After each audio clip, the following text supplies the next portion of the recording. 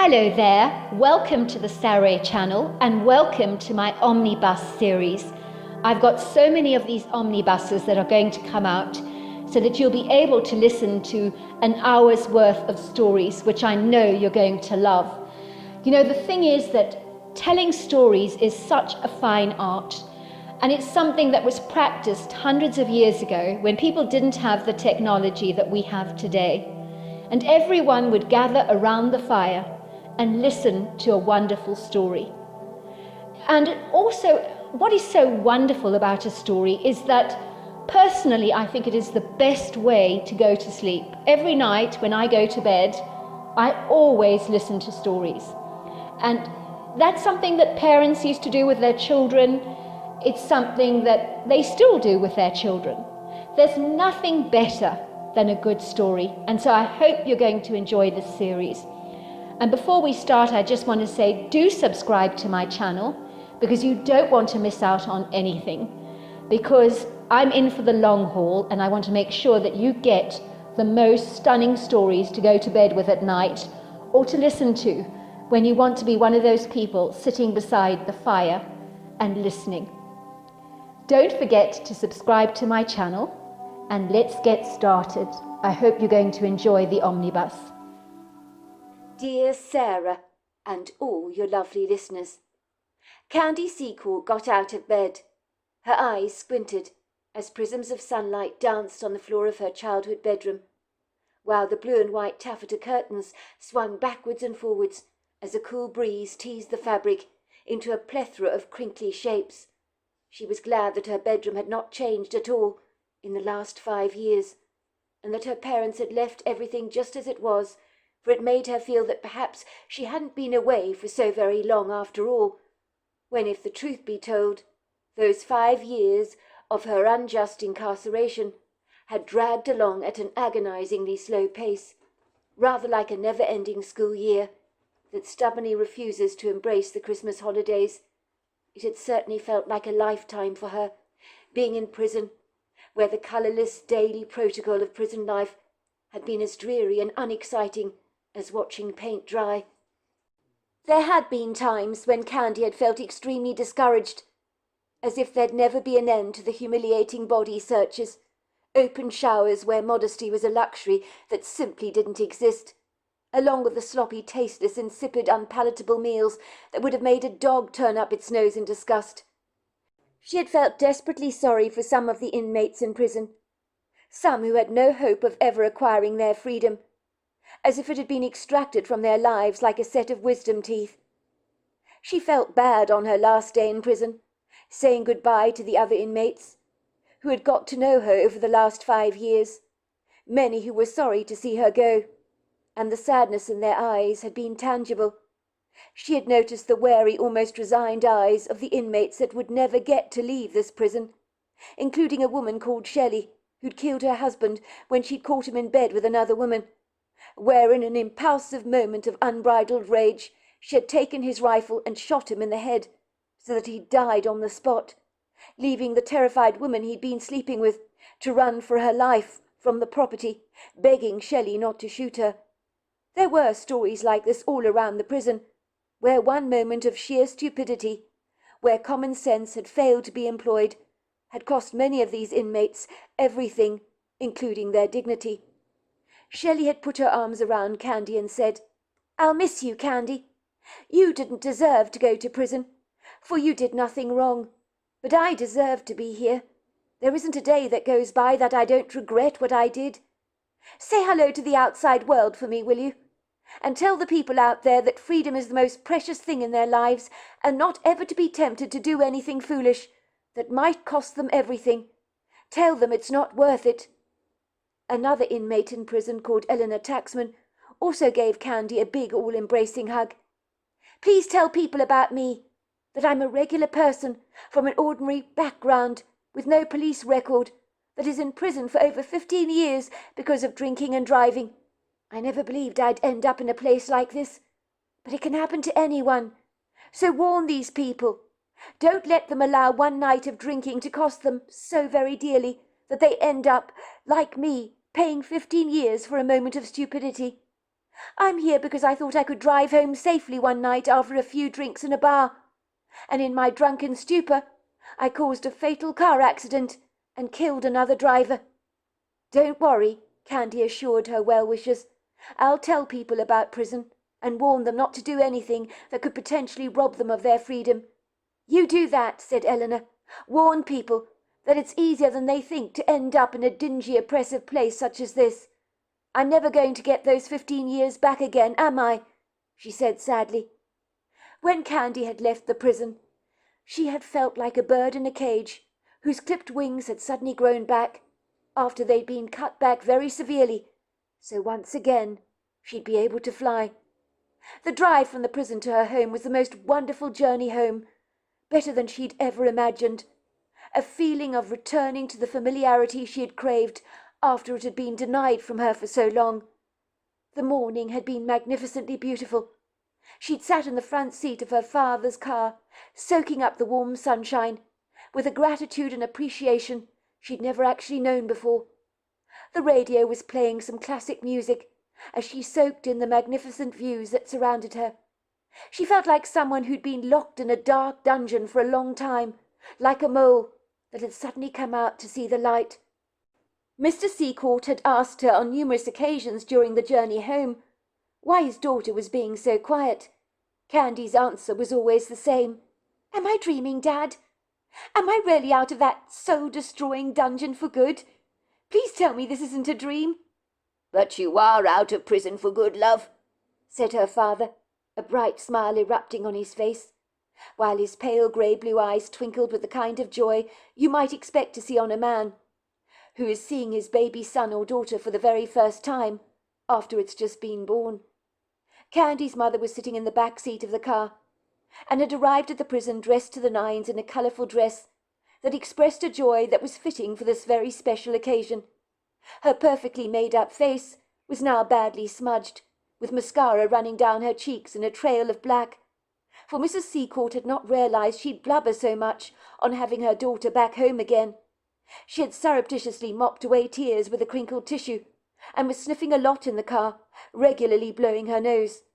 And much like her daughter, she wasn't saying very much, for there was nothing really much to say, but to drink in this magnificent moment, as if it was the most delicious chocolate malt milkshake you'd ever tasted in your entire life. So it was significantly important to savour every flavour, every second. It would seem for Mrs. Seacourt it was all overwhelmingly emotional. She had waited for this day for so very long, but time had been unforgivingly static. Minutes had dragged by so aimlessly. But now her daughter was out of prison.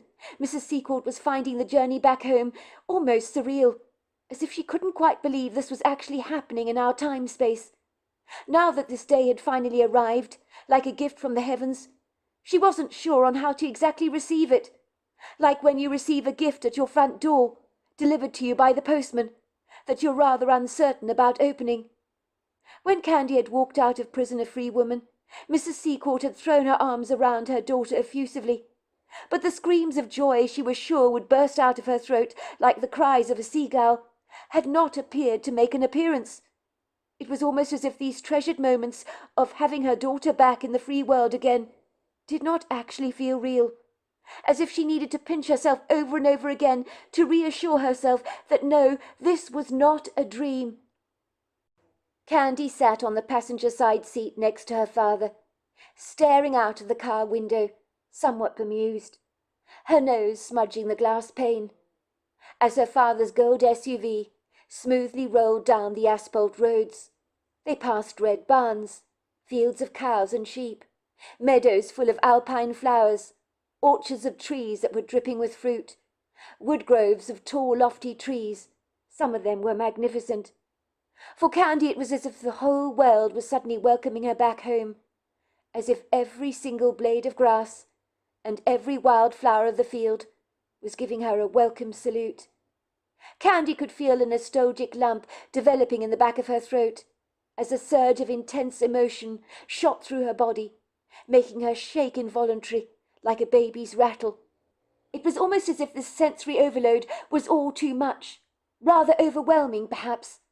especially when you become acclimatized and attuned to living in a rather grey colour palette, so that all the beautiful colours her eyes were feasting on now had turned a somewhat overcast painting into an artist's cheerful palette of spectacular colours, colours she wasn't used to seeing every day. All she could say as she stared out longingly at the scenery was that everything was spectacularly beautiful. "I can't believe how green those trees are over there. And look over there at the cows, Mum, grazing in the pasture. They're magnificent, so serene, so very peaceful. Look at the outstanding markings on their bodies. I never realized how uniquely special individual cow markings are. I've always taken their magnificence for granted, but not any more," she said, shaking her head fiercely.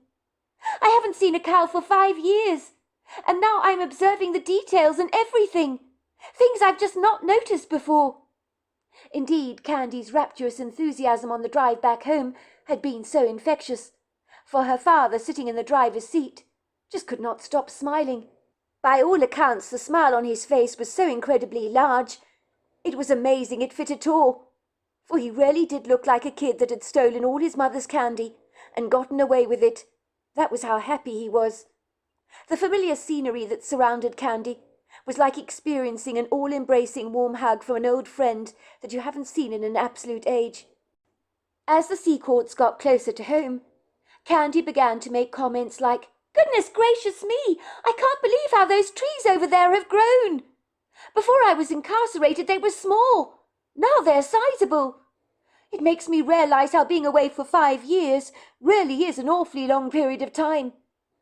As Candy's father's gold SUV happily rolled down the long country road that Candy knew so well, her heart almost skipped a beat. Then the moment she'd been waiting for at long last arrived, the moment she thought would never come. Candy drew in a deep breath as Mr. Secourt took a familiar left-hand turn in the road, and then there they were, driving down the long driveway towards a Victorian home that Candy had lived in all her life, the place she had always regarded as home, for really there was no place in the world quite like it. The Victorian house stood up proud and tall, with its turret and decorative features on full display, rather like a young woman flaunting herself unabashedly under a blue sky on a magnificent day when even the sunshine had forgotten to be demure. The regal-looking house had been recently painted in a pale pink colour, which was very becoming for it, and Candy did not think she'd ever seen the house look more stunning. Was it because she'd been away for so long that she was beginning to appreciate things that she never really appreciated before? Details that she so often overlooked now appeared to be grabbing her undivided attention. The house she'd loved all her life really looked like something out of a Hans Christian Andersen fairy tale.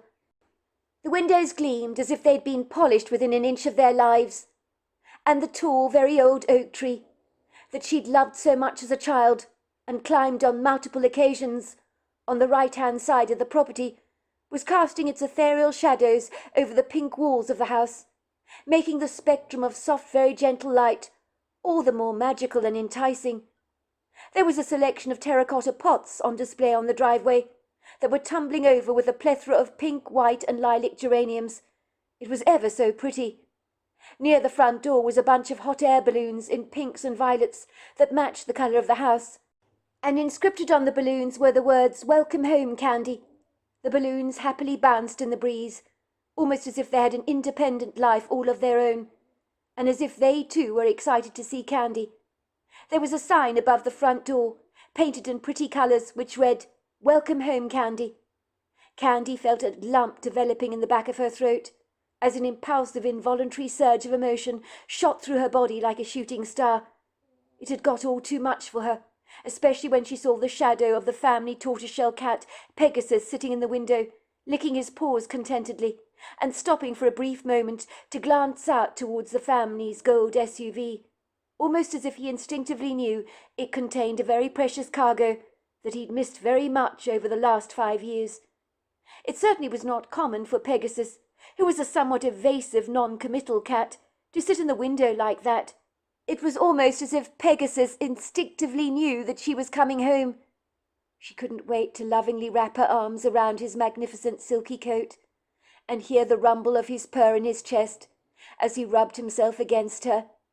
Candy could hear the excited barks coming from her father's dog Sheba, and that was when the tears couldn't help themselves any more, for they were like an overflowing riverbank that simply could not be thwarted.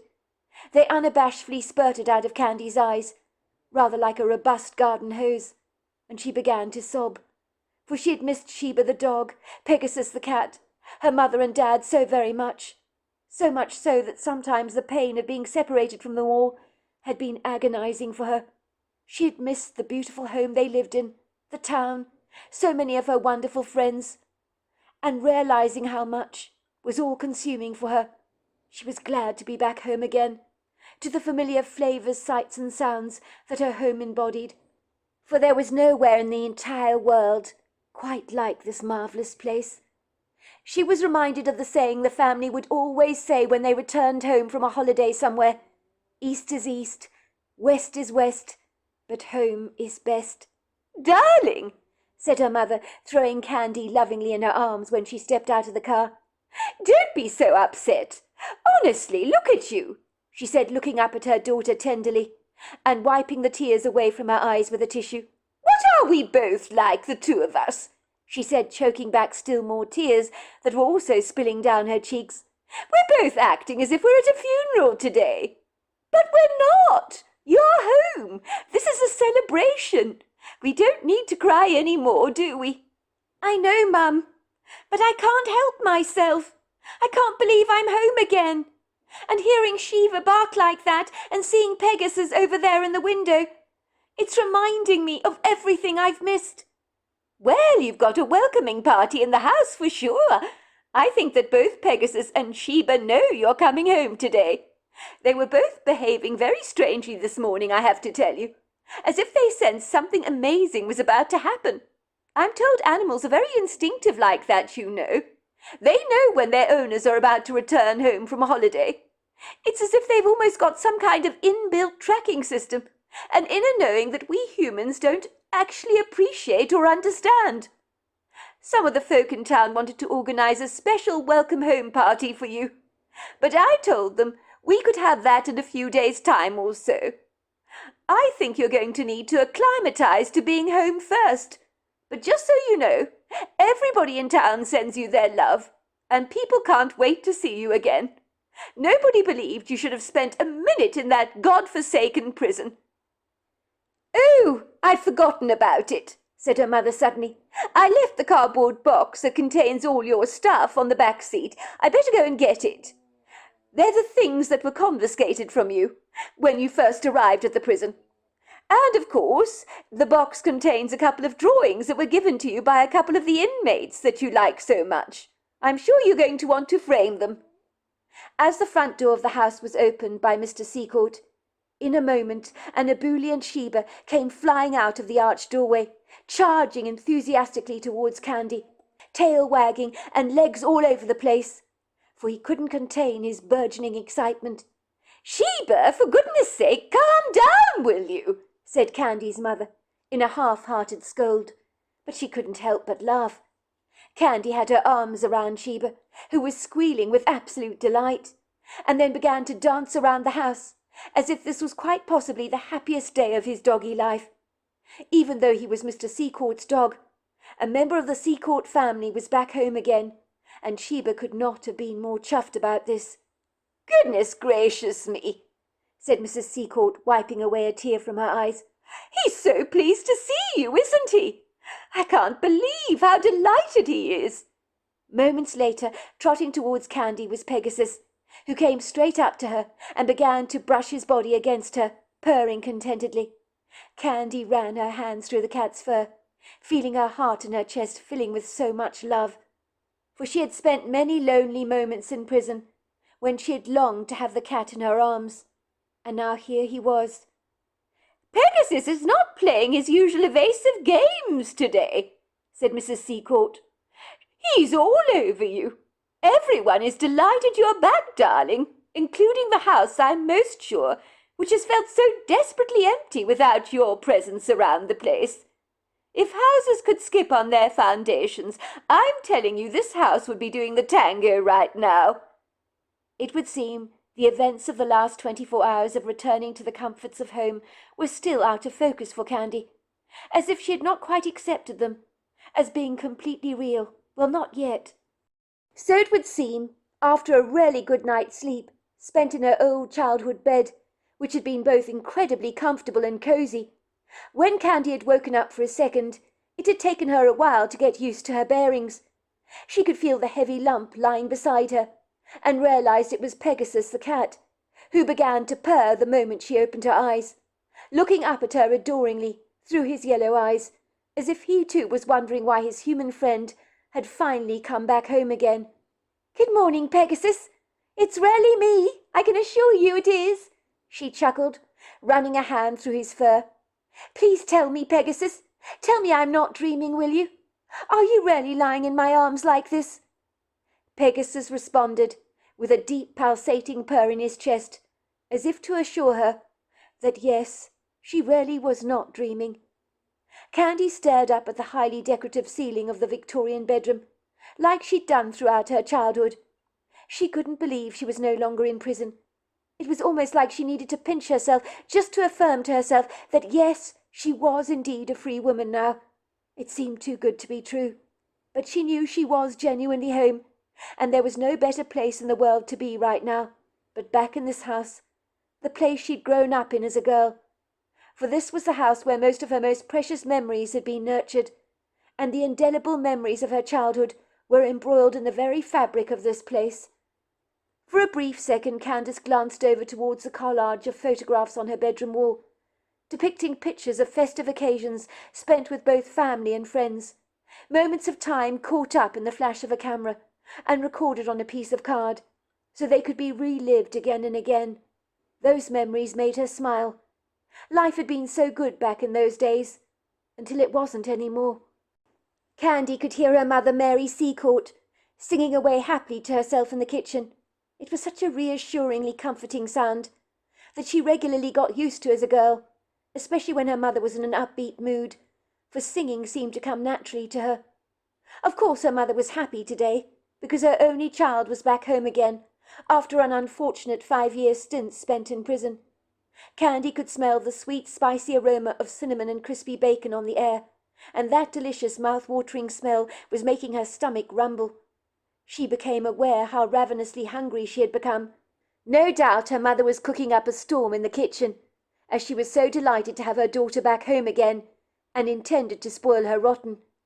When you've been locked away in prison for about 5 years, the word freedom takes on a whole new meaning for you, and there had indeed been harrowing moments for Candy, when she thought she'd go down for life, but things had turned to her favour, as she'd been accused of involuntary manslaughter, when she absolutely knew that she had not been responsible for what had happened to Larry Kubek all those years ago.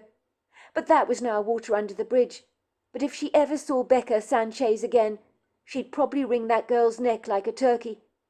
Becca and her best friend Angie had set her up with their false witness and their burgeoning lies. Indeed, both Becca and Angie's fake testimonies, that were nothing short of farcical, were the quintessential reason why Candy had been incarcerated in the first place.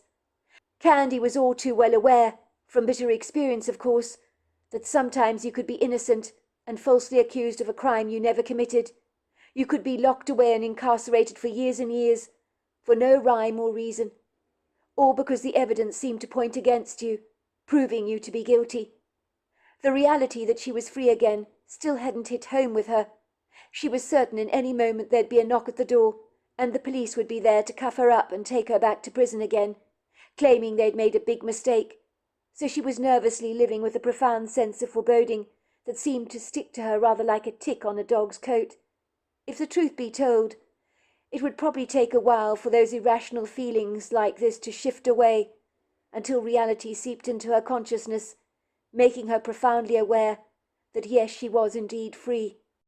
When she'd opened her eyes this morning, in her sumptuously cosy bed, with its luxurious Egyptian cotton sheets and very comfortable mattress, she'd expected to feel the familiar scratchy sheets of her extremely uncomfortable prison bunk bed, and to hear the ominous sounds of prison guards and their boots steadily walking up and down the long corridors, jingling their great big bunches of keys. but instead she observed her billowing curtains dancing against the window frame of her bedroom, just like they'd done years before, as Candy loved leaving her windows wide open when the weather was fine. A refreshing cool breeze circulated in her bedroom, bringing in with it the fresh smell of cherry blossom from the tree outside her window. She shivered with delight to realize she really was back home again. And no, this was not a dream. The atmosphere in the house was both calm and serene, as if the morning would chug along happily at its own very contented, leisurely pace, without the regimental structured routines you get in a prison, where your day is mapped out according to set timetables and schedules. Candy rose swiftly to her feet, while Pegasus bounced off the bed, determined to follow her wherever she went, almost as if he was afraid that she'd go away again for an awfully long period of time. Candy slipped her bare feet into her brand-new slippers her mother had bought her, and grabbed the fluffy dressing gown her mother had left by her bed. Putting on all these new clothes made her feel extremely pampered and very loved, a feeling in itself that had become quite alien to her, as she was so used to wearing those horrible black and white, very undignified striped prison pajamas that seemed to rob you of any residual femininity, as if everything that made you an individual there was always expunged from your life. She quickly retreated into the bathroom to wash her face and brush her teeth, with all the brand-new luxurious toiletries her mother had kindly left out for her, which made a welcome change from the chalky soap she was used to using in prison, that made all the inmates smell like stale, damp washing. The smell had hung around the prison like the most obnoxious perfume that you had to learn to live with, that was far from pleasant. Once Candy had refreshed herself and put a comb through her long blonde hair, that after 5 years spent in prison had lost its sheen, as the lack of nutrition in the prison food had certainly hijacked her health. But with better food at home, Candy was sure she'd get the shine back in her hair again, and that the unfortunate pimple that had erupted on her chin of late would soon clear up. She trotted down the rather grandiose Victorian staircase and made her eager way into the kitchen on the ground floor, which was a spaciously elegant family room with high Victorian ceilings and vintage cupboards, where her mother Mary, with an apron around her middle, was making dozens of delicious-looking blueberry pancakes that were piping hot and looked temptingly irresistible. Candy had missed Mary Seacourt's cooking, for in prison you certainly did not get good food like this. The kitchen smelt sensational that morning, and Candy's stomach rumbled all the more when she swung open the kitchen door. She couldn't remember the last time she had indulged herself in eating blueberry pancakes for breakfast, drenched with maple syrup and crispy bacon. Mr. Seacourt was sitting at the breakfast nook. He glanced up at Candy when she entered the kitchen, from the newspaper he was reading. Some things never changed, and it was these things that made Candy feel so comforted and reassured. Bill Seacourt was set in his ways, and like many from the baby boomer generation, the thought of reading the news from a laptop was not the way he believed things should be done, for some habits die hard among us, and he was an eccentric in that regard. He enjoyed reading the black and white print of the paper, and the tactile feel of the newspaper in his hands. Candy's parents had retired early, as her father had made enough money in stocks and shares, which had been an extreme blessing for the couple, who had become well-travelled due to the freedom that early retirement had brought them. Bill Seacourt's grey-blue eyes twinkled with enthusiasm to see his 30-year-old daughter standing in their kitchen again, just like old times, her hungry eyes looking towards her mother as she flipped the pancakes at the range like a pro. Mr. Seacourt was delighted to have Candy back home again. Sheba the dog was getting along in years now. He had been about 6 years old when Candy went to prison, and seemed to believe he was joined to Bill Seacourt by the hip, for he would devotingly lie at his master's feet. But on sensing that Candy had entered the kitchen, he promptly bounced to his feet, as if he was still a puppy, and went eagerly charging over to her, his tail wagging profusely. He let out a couple of excited woofs. Ever since Candy had returned home again, Sheba appeared to have forgotten about some of the aches in his back legs, and was behaving as if he was a puppy. Candy, crouching on her knees, embraced Sheba with a warm hug, and a few thumps on the back, which she seemed to really appreciate. "How are you this morning? Oh, what a beautiful dog you are! It's so good to see you again. Oh, I missed you so much." Sheba let out an appreciative bark, while Pegasus, who had followed Candy into the kitchen, was now brushing himself against Candy's legs, as if he wanted to own her. "Look at Sheba. He can't get over the fact you're home again," said Bill Seacourt, looking pleased. "Your coming home has brought the life back into that dog. And look at Pegasus. He's marking you as if to tell everyone you belong to him, and don't touch his property, so to speak. Tell me, Candy, how was it for you last night, sleeping in your old bed again? A little more comfortable, I hope, than the bunk bed in your prison cell?" "Oh, Dad, you have absolutely no idea," said Candy, tightening the belt around her dressing gown that had become loose. "It was so wonderful, so amazing to sleep in my own bed last night, on such a comfortable mattress, with such fine bed linen and soft pillows. I may as well have been in a grand hotel. Honestly, I don't think I've slept this well for 5 years. And then again, to wake up with Pegasus lying in my arms like old times was amazing, absolutely amazing. It still feels so surreal, Dad, being back home, you know. I keep having to pinch myself over and over again. Half the time I expect to hear a knock at the door, and to see the police standing there coming to arrest me, and saying that they've made some dreadful mistake, and that I've got to go back to prison again." "Of course it must feel surreal, Candy dear, to be back home again, after 5 years spent in that god-awful place," said her mother, turning around from the range oven, waving a spatula in her hands. Her face was set into a big grin. Her eyes were bright. "5 years may not seem so long, but when you're incarcerated, believe me, every second goes at a very slow pace, and it's agonizingly cruel for all concerned. When life is tough, time tends to stand still, I find. And when life is good, the time seems to fly away, to the tune of its own song," she said, placing the final pancake onto the large stack of steaming pancakes piled high with crispy bacon, blueberries and maple syrup, which she laid on the table. "I hope you're hungry, love. I made blueberry pancakes especially for you this morning to celebrate your being home with us again. They were always your favourite." "Ma'am, they're still my favourite. And with smells like this, I feel as if I've died and gone to heaven, quite literally. I'm starved. You've forgotten for 5 years I've been reduced to eating slop in prison. And they don't exaggerate when they tell you that the food is bad in there, because it is. It's absolutely disgusting. So eating this today, well, you're spoiling me. I really don't deserve all this fuss." "But of course you deserve this fuss, love. And I intend to make the most of spoiling you as much as I possibly can to make up for all the Christmases and birthdays you've missed that we never got to enjoy together as a family. While you were away, those were the worst times for me and your father. The house was so desperately lonely without your joyful presence. I'm so glad to have you home, love," said her mother, throwing her arms around her daughter effusively. "I worried about you incessantly when you were in prison. I was so concerned about whether you were eating enough, and about how the prison guards were treating you there. I guess I've seen so many unfortunate movies about prison guards treating the inmates very badly, and I hoped you weren't being given too much of a hard time.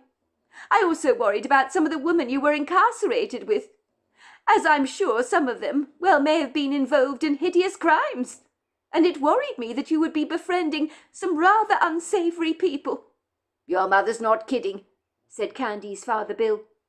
"Your mother," he said, rolling his eyes. "Well, she worried about you all the time. Let's not kid. She never forgave Becca for getting you incarcerated, when you were never guilty of the crime you were accused of in the first place." "For the record, Mum and Dad, I know I've never said this before to both of you, but I want to say I really appreciate that neither of you doubted for a second that I was innocent in regards to the crime I was accused of. It meant the world to me that you believed in me so much." "But darling, of course we didn't doubt you," said Mrs. Seacourt. "We've known you all our lives. We know that you aren't capable of even harming a fly. So the idea of you pushing Larry Kubek over the cliff was laughable, to say the very least. We didn't believe that for a second." "It is a joke," agreed Mr. Seacourt. "To think anyone would believe you were capable of such a thing. On the subject of Becca, of course, I have to tell you a story that might be of interest to you." "Go on, Dad. I'm listening. You've got my attention." "Well, where do I start? One day me and your mother went shopping together to the supermarket. She asked me to pick up some cold ham and olives from the delicatessen section for her. We were shopping at Walmart, so I bustled off to get the stuff your mother required. And when I'd got my packages, I looked for your mother up and down the supermarket aisles, wondering where she was. Your mother can sometimes be as elusive as the Scarlet Pimpernel. But that was when I heard the raised voices. One of them distinctly belonged to your mother. I remember thinking to myself, what the hell is going on? I followed the raised voices, and that was when I found your mother. She was having a huge blowout with Becca Sanchez, of all people. She'd run into the woman in the store quite by chance, I think. I've never seen your mother so inflamed, so very angry. This was her opportunity, I expect, to blow off steam. And believe me, your mother did just that. I don't think Becca Sanchez knew what had hit her when she found herself caught up in the lion's den with your mother, so to speak." "You ran into Becca Sanchez, Mum," said Candy, looking slightly bewildered. "When was this?" "Well, of course I ran into the woman," said Candy's mother. "I mean, she still lives in town, doesn't she? And it was bound to happen sooner or later. It must have been about a year ago, I think, when I bumped into her at Walmart. Me and your father had been to Costco to pick up dog food for Sheba and to get some other supplies for the store cupboard, after which we went to Walmart. I've seen her around town before, of course, but I was rather surprised to run into her at Walmart. Let's just say since our rather unfortunate rendezvous. These days, if Becca catches sight of me, she gives me a wide berth and scuttles away guiltily, like a dung beetle who knows it's in the wrong, but simply hasn't got the balls to admit it." "I didn't know dung beetles had balls," said Bill Seacourt with a chuckle. "Your mother has a lovely way with words, does she not, Candy?" "She sure does," Candy laughed. "Well, I don't know about that," said Mary Seacourt. "But how Becca Sanchez can show herself around town after what she did to you, I honestly don't know. Shame on her, that's what I say. That dreadful, dreadful woman is a malicious, very vindictive narcissist and psychopath rolled into one. She knows she's the one who sent you to prison, even though you weren't guilty of the crime. She looked so pleased with herself when you were put away. I didn't even know she was allowed to be in the courtroom, watching everything, given she was a witness.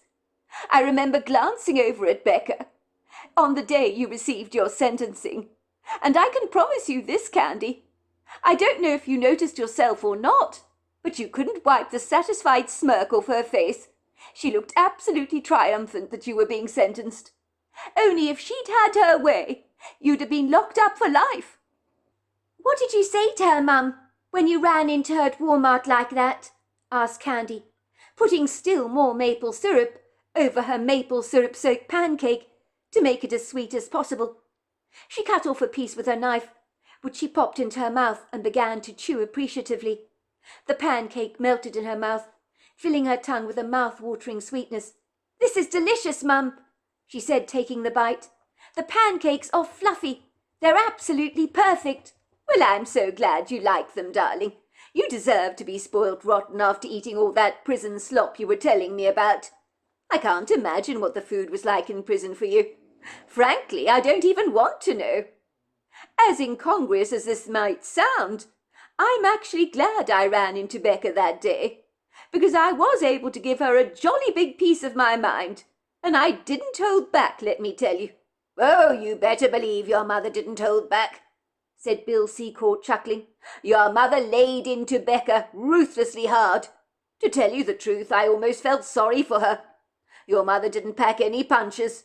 She glared at Becca and said, 'I hope you're happy, Becca. How does it feel to put an innocent woman away behind bars? We all know this was a set-up on your part. We know why you did it. You don't have to be an imbecile to figure it out. You were so jealous of my daughter, weren't you? You couldn't handle the fact that Larry Kubek had absolutely no interest in you whatsoever. So what did you do? You gave false witness about Candy in a court of law, even swearing on the Bible that what you were saying was true. Furthermore, you managed to persuade your friend Angie, who's always been a poodle to you, to do your bidding on demand, and to give false witness as well. You're despicable. You're worse than a sewer rat. You really have no shame, do you? People like you make me want to vomit. I know what Candy told me is true. You were the one that pushed Larry Kubek over the cliff to his death, weren't you? In a sudden, premeditated fit of jealous rage. You lied to the police about everything. You obnoxiously told them you saw Candy pushing Larry over the cliff in an argument, when you know that none of that is true. What were you doing there on the cliff anyway? That's what I'd like to know. You've never been athletic, but there you were at the very perfect time to witness the so-called crime that never actually happened. Was it your plan all along to follow Candy and Larry Kubek because you were seething with jealousy?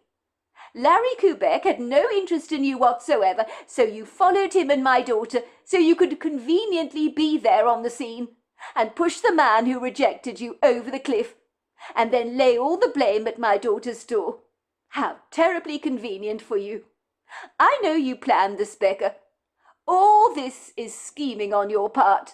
I'm not an idiot. I know what happened. Candy told me everything. Do you get it? She told me everything. Candy never had an argument with Larry while she was on that cliff. She told me they were chatting away happily together. You and Angie deliberately lied on my daughter's account to get an innocent woman in prison. And you know why you did it? You did it because you were in love with Larry Kubek yourself. Weren't you, Becca? And you couldn't stand being rejected by the man. Because you're a psychopath who has absolutely no conscience. So you killed him in revenge and got my daughter incarcerated in order to get your double revenge. And how happy you must have been for things to go so swimmingly well for you. It helps, of course, that your father's brother is so well connected, which is why you got away with it. But I'll tell you something for nothing. One of these days you'll be made accountable for what you did, even if it isn't in this lifetime. And I'm sure of it. At this point it was clear to see that Becca went completely white. All the colour drained from her skin, and her eyes looked like those of a bug. But she gave your mother a smug grin and said, I can't think what you're talking about, Mrs. Seacourt. You've completely lost me. We're obviously not on the same page, are we? I know you don't want to accept the truth, Mrs. Seacourt, which is plain to see. I hate to burst your bubble, but Candy is guilty of Larry's death. But you just don't want to accept the truth, do you? When it's staring you straight in the face. You're biased. You're very brainwashed. A mother who believes what you want to believe. You can't stomach the fact that your daughter Candy is a murderer, Mrs. Seacourt. Don't forget I was there on the cliff at the time with Angie, so we both saw what she did. They had an argument and your daughter pushed Larry over the cliff in a moment of unbridled anger. And although it was deemed an accident, the consequences of what your Candy did were fatal, and Larry Kubek fell over the cliff to his death. And that's the story I'm going to stick to. You know what happens, Mrs. Seacourt, when you do something negligent like that. What happens? You go to prison, don't you? And that's what Candy did. She was incarcerated. She should be locked up for life as far as I'm concerned. She deserves everything she gets. It's a shame, of course, her sentence was so short. I couldn't believe the jury thought it was an accident. More fool them, that's what I say. How dare you, Becca, suggest Candy should be in prison for life, when she shouldn't be in prison in the first place. You should be the one in prison. She's there because of you, and your best friend Angie, who conspired against her by telling so many lies. Of course, you're going to stick to your fictitious made-up propaganda. You managed to successfully deceive the police and to an entire court of law, did you not? They soaked up your lies like a sea sponge, but not all of them, because you are so artful at what you do, aren't you, Becca? Your tongue is so very slippery. Even your food you eat probably skates on it. I saw the way you looked at the jury with such innocent doe-like eyes, as if you were the sweetest young lady who had witnessed a travesty unfold. Bravo to you for wearing that childish flowery dress to court that made you look as if you were half your age, almost as if butter wouldn't melt in your mouth. Those pigtails you wore to court with the bows in them, now those were very good, very convincing. You could have almost persuaded me that you were a sweet, considerate person that hated to be there in court testifying against my daughter, when in reality you were loving every second of it, weren't you, Becca? You gave the performance of your life a standing ovation, and if you were in Hollywood, you'd be on the red carpet getting an Academy Award. You make actresses like Maggie Smith and Tom Cruise look as if they can't even act. If you mean I enjoyed testifying against Candy, of course I did, Mrs. Seacourt. And do you know why? Because she deserves to be locked away, said Becca smugly. Well, congratulations, Becca. You exceeded yourself in your goals. As I was saying, you gave an Oscar-winning performance, didn't you? You, my girl, can seriously act. But all the lies you spilled in that courtroom didn't wash well with me. My daughter is a gentle soul, Becca, and I knew she would never, ever push Larry Quebec over the cliff edge, not even if she was mad with him, because she's not like that. But I do know what happened that day, because I can see through you, my girl, like a transparent glass pane. And it's not pretty what I can see, Becca. There are many people in this town who are not persuaded by what you claimed happened, and nor are they fooled by your fabulous performance in court. And do you know why, Becca? Because people in this town, unlike the jurors in that courtroom, know your character all too well. They don't believe a word of your story. Not a word. It's well established around here that you're a big, fat, juicy liar. Well, the jury believed me, didn't they? Said Becca with a delighted smirk. And at the end of the day, that's all that matters, even though they thought it was an accidental thing because of the argument. I don't give a toss what people in this dozy town think. Never have, never will. People here don't count. Oh, I think the people around here are very discerning, Becca. They have you figured out. You aren't known as the girl with the long nose for nothing, are you? You're a bit of a Pinocchio, are you not? Oh, I see, Mrs. Seacourt. You think you can see through me, do you? Said Becca tauntingly. Once again, a vindictive smile crossed her lips. I highly doubt it. Your daughter Candy is in prison, and tough titty. That's what I say. She's only getting what she deserves. And every time she eats that prison slop, I couldn't feel more happy about it. At this point, I had to hold your mother back, because let's just say she was foaming at the mouth like a rabid dog. Her nostrils were flaring. She looked as if she was about to engage in a cat fight with Becca and pull her hair out, and it didn't help that some of the onlookers were saying, "Do it, Mrs. Seacourt! Pull Becca's hair!" People were clapping and encouraging your mother. I guess people would like to see Becca being humiliated for once. I could not help but alarmingly notice that during the altercation your mother was having with Becca, the Isle of Baked Beans behind the two of them looked rather precarious, as if it would come crashing down the shelf, and then there'd be tins rolling all over the floor. The locals shopping at the time were gathering around your mother and Becca, listening to the drama unfold. They were probably enjoying it. It was better than watching something on Netflix, I'm most sure. They probably went home with their tongues wagging, talking about the huge row that had taken place in the supermarket that day, and how for once in her life Becca had been served a very large piece of humble pie. "So did you back down in the end, Mum?" asked Candy, "after everybody was watching you? I mean, did the dispute actually end between the two of you? Or did Becca just bog off? What actually happened? Are you kidding me? Chuckled Bill Seacourt. Your mother backing down? No, that would never happen, he said, shaking his head. She'd never have done that. She's as stubborn as a mule, especially when it comes to protecting her progeny. Your mother didn't back down for a second. You know why you have an issue with my daughter, Becca, she was saying. I'll tell you why. Larry was not interested in you. He was interested in my daughter Candy. And he told you as much, I believe. You couldn't bear to be rejected by Larry Quebec, could you? It was all too much for you. So if Larry wouldn't fall for you, then you'd take him out. That was your plan, wasn't it, Becca? You'd accuse my daughter of deliberately pushing him over the edge of the cliff during an argument. You're a monster. That's what you are. At this point, one woman with a supermarket trolley behind her, who had been watching the scene unfold, began to clap louder than everybody else.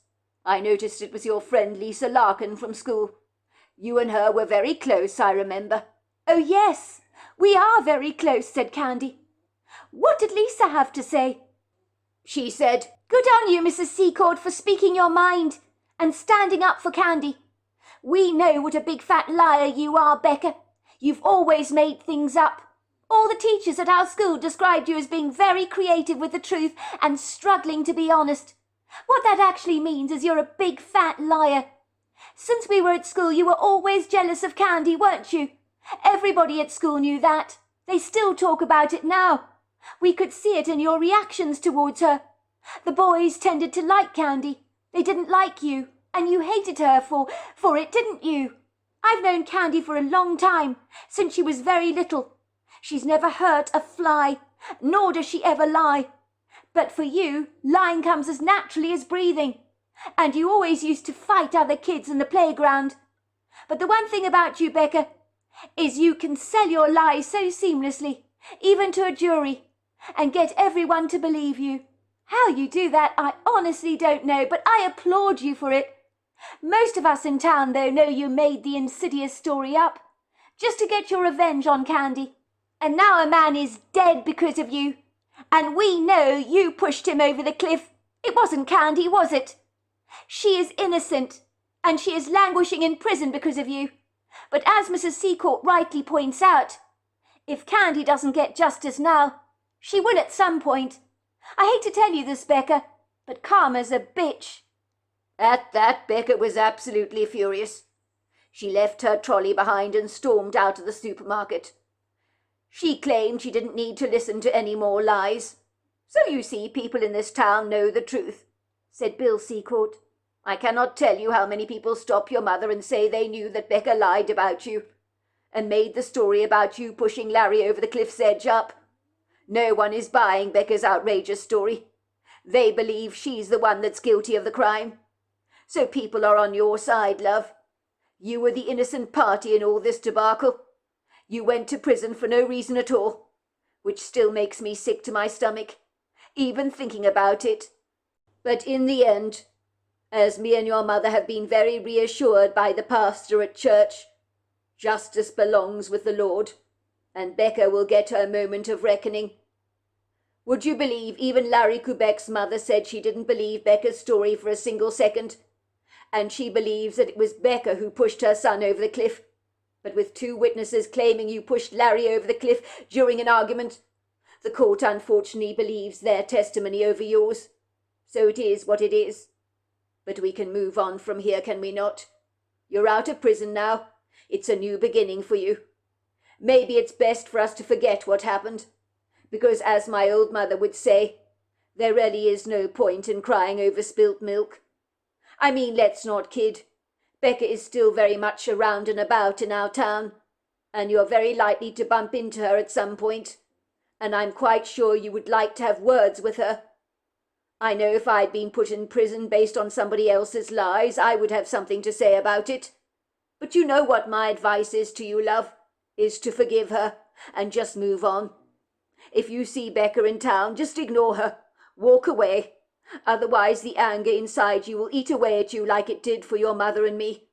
until finally your mother realized she had to let go of it, as did I. Otherwise, our extreme outrage at the injustice of it all would have torn us apart, limb from limb. But those 5 years of your unfair incarceration went by so desperately slowly for the both of us. Sometimes it seemed like you'd never ever get out of prison.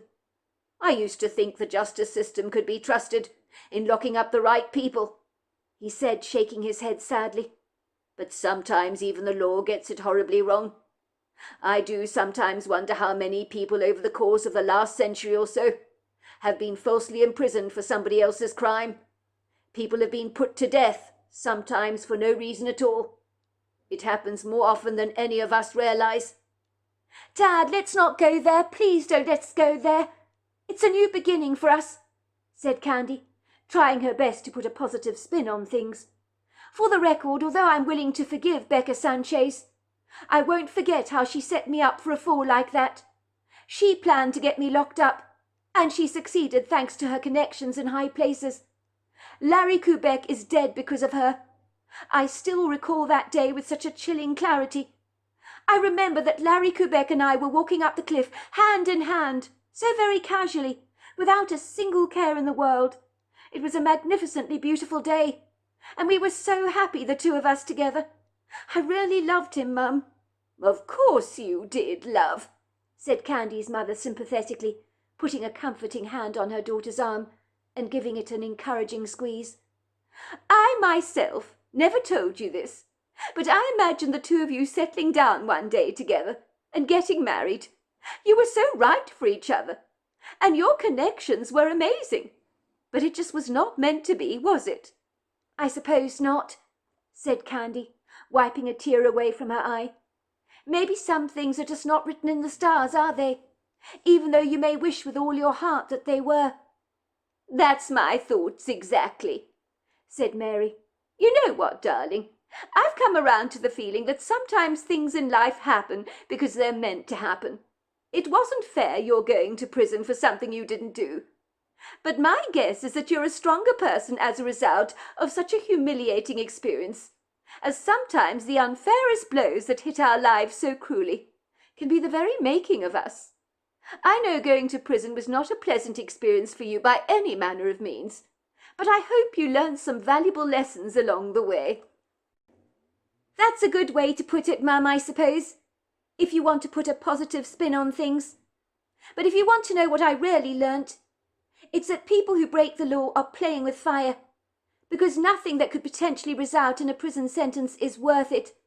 I'd tell anyone involved in a crime to think twice before they did something stupidly irrational that could potentially rob them of years of their life, and that includes drink driving or being recklessly aggressive towards someone else's property. Stuff like that. Stuff that you don't even think about at times. I was in prison with people, Mum, who were there because they were drinking and driving and killed people on the road, and their sentences were very stiff, let me tell you. They were normal, regular people, like you and me, that made one big mistake that cost them so much." "You make an excellent point, love. I don't think crime of any kind ever pays. And as for drinking and driving, well, that is the most foolish thing for anyone to do." "When I was in prison, Mum, you have no idea how many of the inmates used the word 'if only' a zillion times over. If only I hadn't done this. If only I hadn't done that. Why was I so ignorant? Why was I so naive? Why was I so stupid? Why did I listen to such insane advice?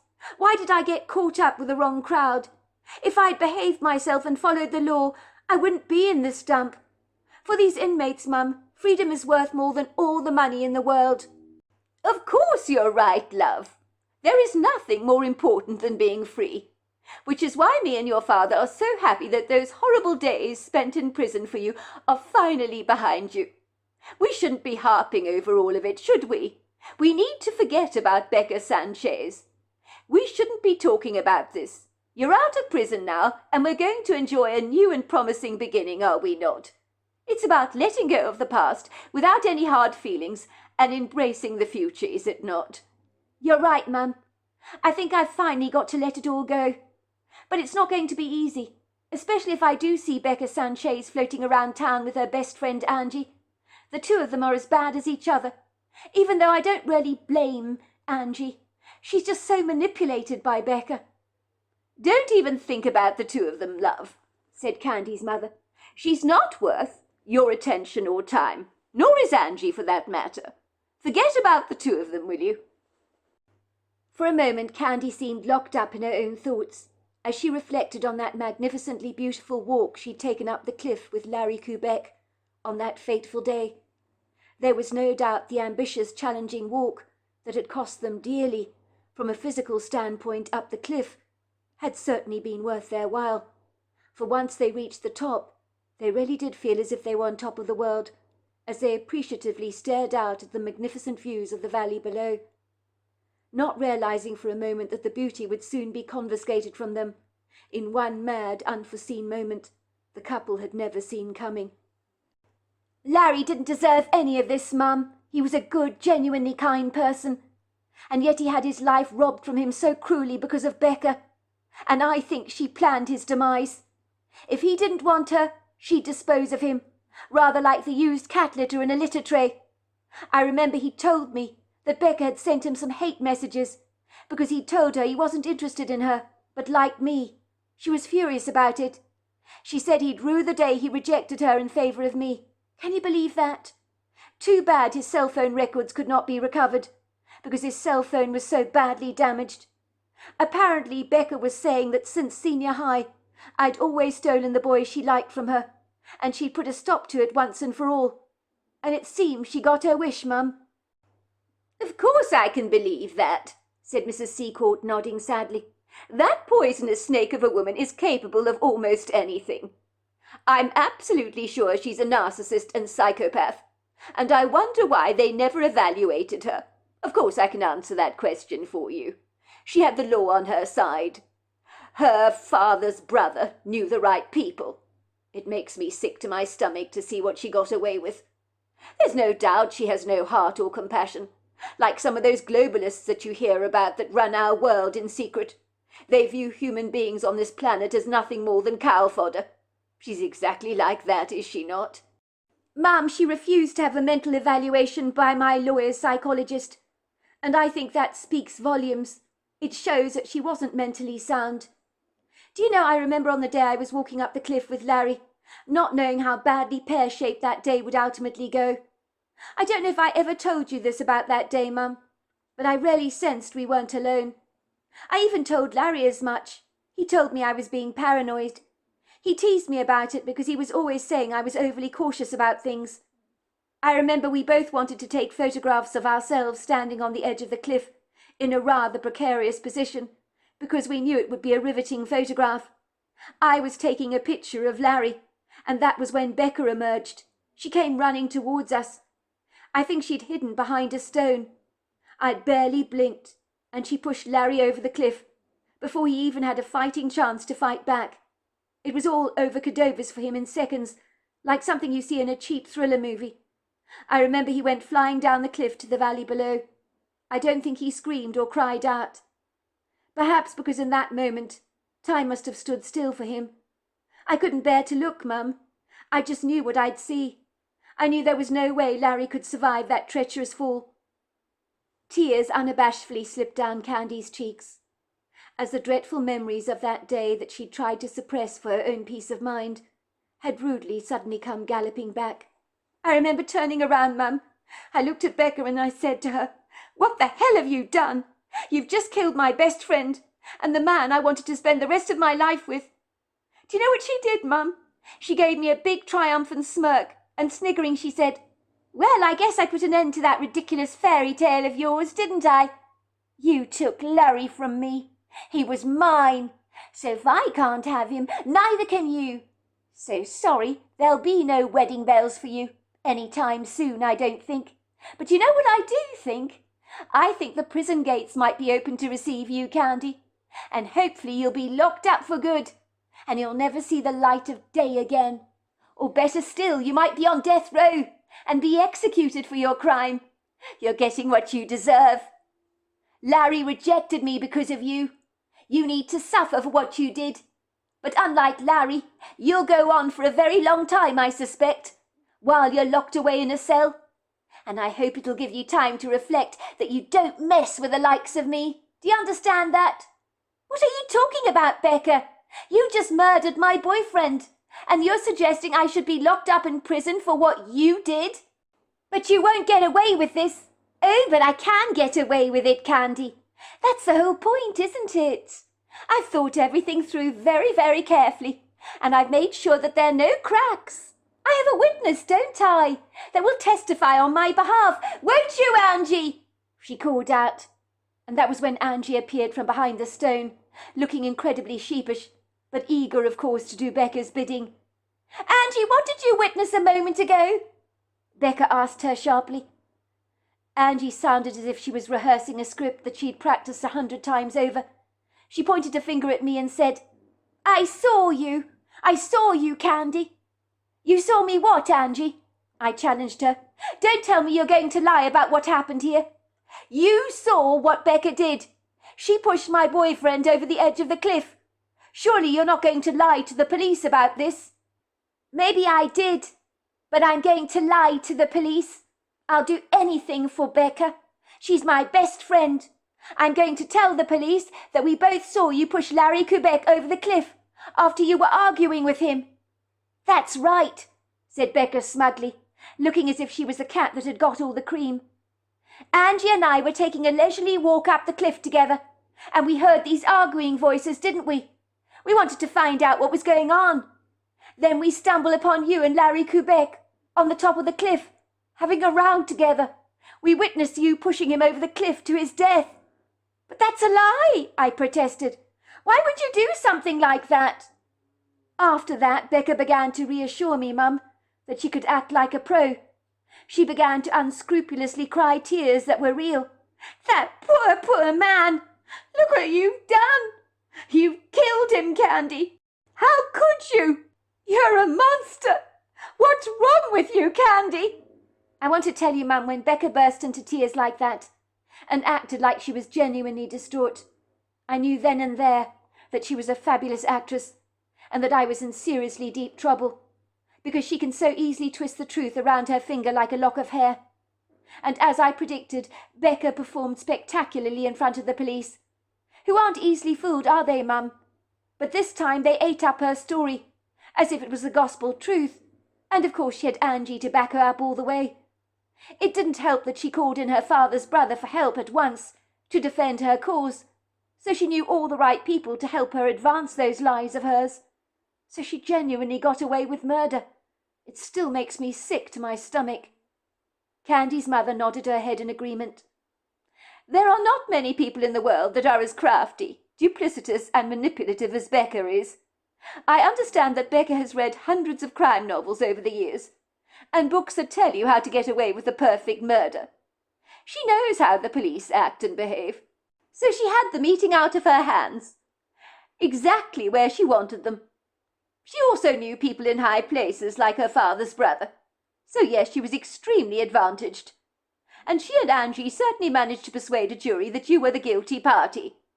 I remember when she burst into tears in that courtroom, my heart almost flip-flopped, as she recounted what she claimed happened that day, when apparently you pushed Larry Quebec over the cliff. It did not surprise me one bit that people were fooled by Becca's crocodile tears. But I know when she yawned and was covering her mouth, I think she was actually genuinely smirking, as everybody in that courtroom ate up her story as if it was the gospel truth. I knew then we were in serious trouble, as did your lawyer, who told me she'd never met anyone as slippery as Becca. She's always been like that, Mum. She even lied successfully during a polygraph test, if you remember, which she passed with flying colours, while Angie refused to take one, which is very interesting. I thought polygraph tests were reliable, Mum, foolproof, so to speak, but it seems that even the most reliable techniques to pick up a criminal are grotesquely flawed. Well, polygraphs don't always stand up in a court of law for that very reason, said Candy's mother. People have been known to beat a polygraph, although that is not something that the specialists are prepared to admit, as regrettably it highlights to them that nothing is ever foolproof in this life, even though we like to believe it is, probably for our peace of mind. I guess when you've got a psychopath like Becca, well, she believes her own lies, does she not? She doesn't bat an eyelid when she lies. She has no guilt response that a monitor would lightly pick up. No sweating, no increase in heartbeat. So I guess it makes perfect sense that she can defeat a polygraph very easily. Think about it. A person very much aware of their guilt will lightly breathe heavily and have other kinds of physical reactions to the questions that are asked on a lie detector. But no, not Becca. Remember what your lawyer said. She said she represented a guilty guy once, who admitted to her he'd killed a person. But he passed the polygraph test that found him to be innocent on this, and boasted to your lawyer about how you could outmaster anything if you were shrewd enough.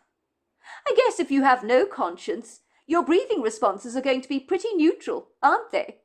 Luckily, the evidence against that man was overwhelming at the time, so his polygraph didn't count for much anyway. I have to say, Candy, I do agree with your mother on this one, said Mr. Seacourt soberly. I think that there are people out there that have no emotional response to the travesties they commit. So if you wire such people up to a lie detector test, they may effortlessly defeat it. Most people's lies are obviously exposed on a polygraph test, which is why they're usually reliable.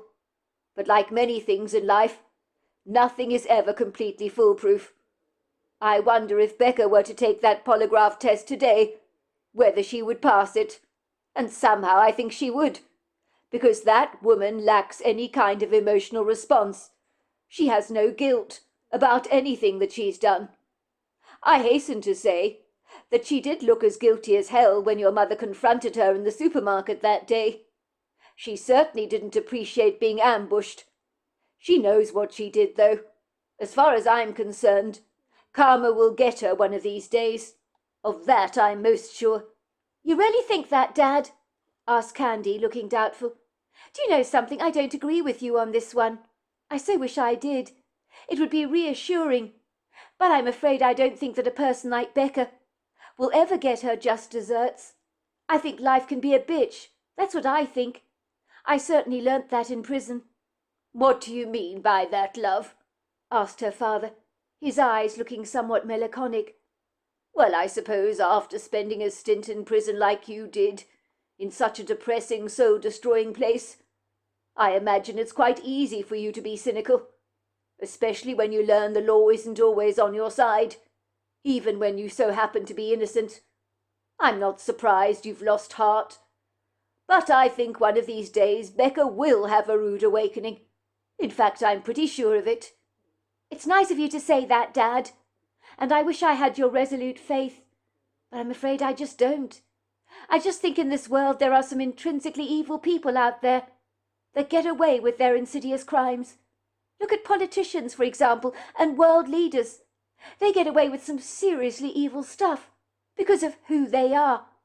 Not to mention the globalists Mum was mentioning earlier, with the nefarious agendas they have, which make you really wonder who is actually running the world. I mean, let's not kid. Becca is well connected. Her father's brother knows people of great influence, like high court judges, and the list goes on. He knows some of the movers and shakers, the people of influence in this world. So let's just say Becca will likely get away with her unspeakable evil acts until the end of never, and never ever be made accountable for them.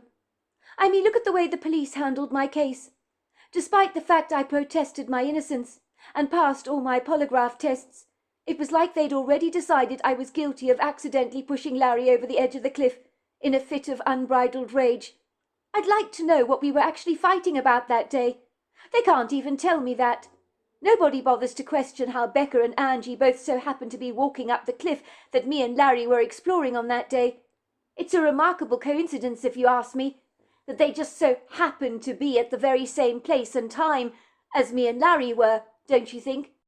I've never been a believer in coincidences, but I remember when I was being interrogated by the police, they kept telling me to admit what I had done, to admit that I'd pushed him over the cliff's edge.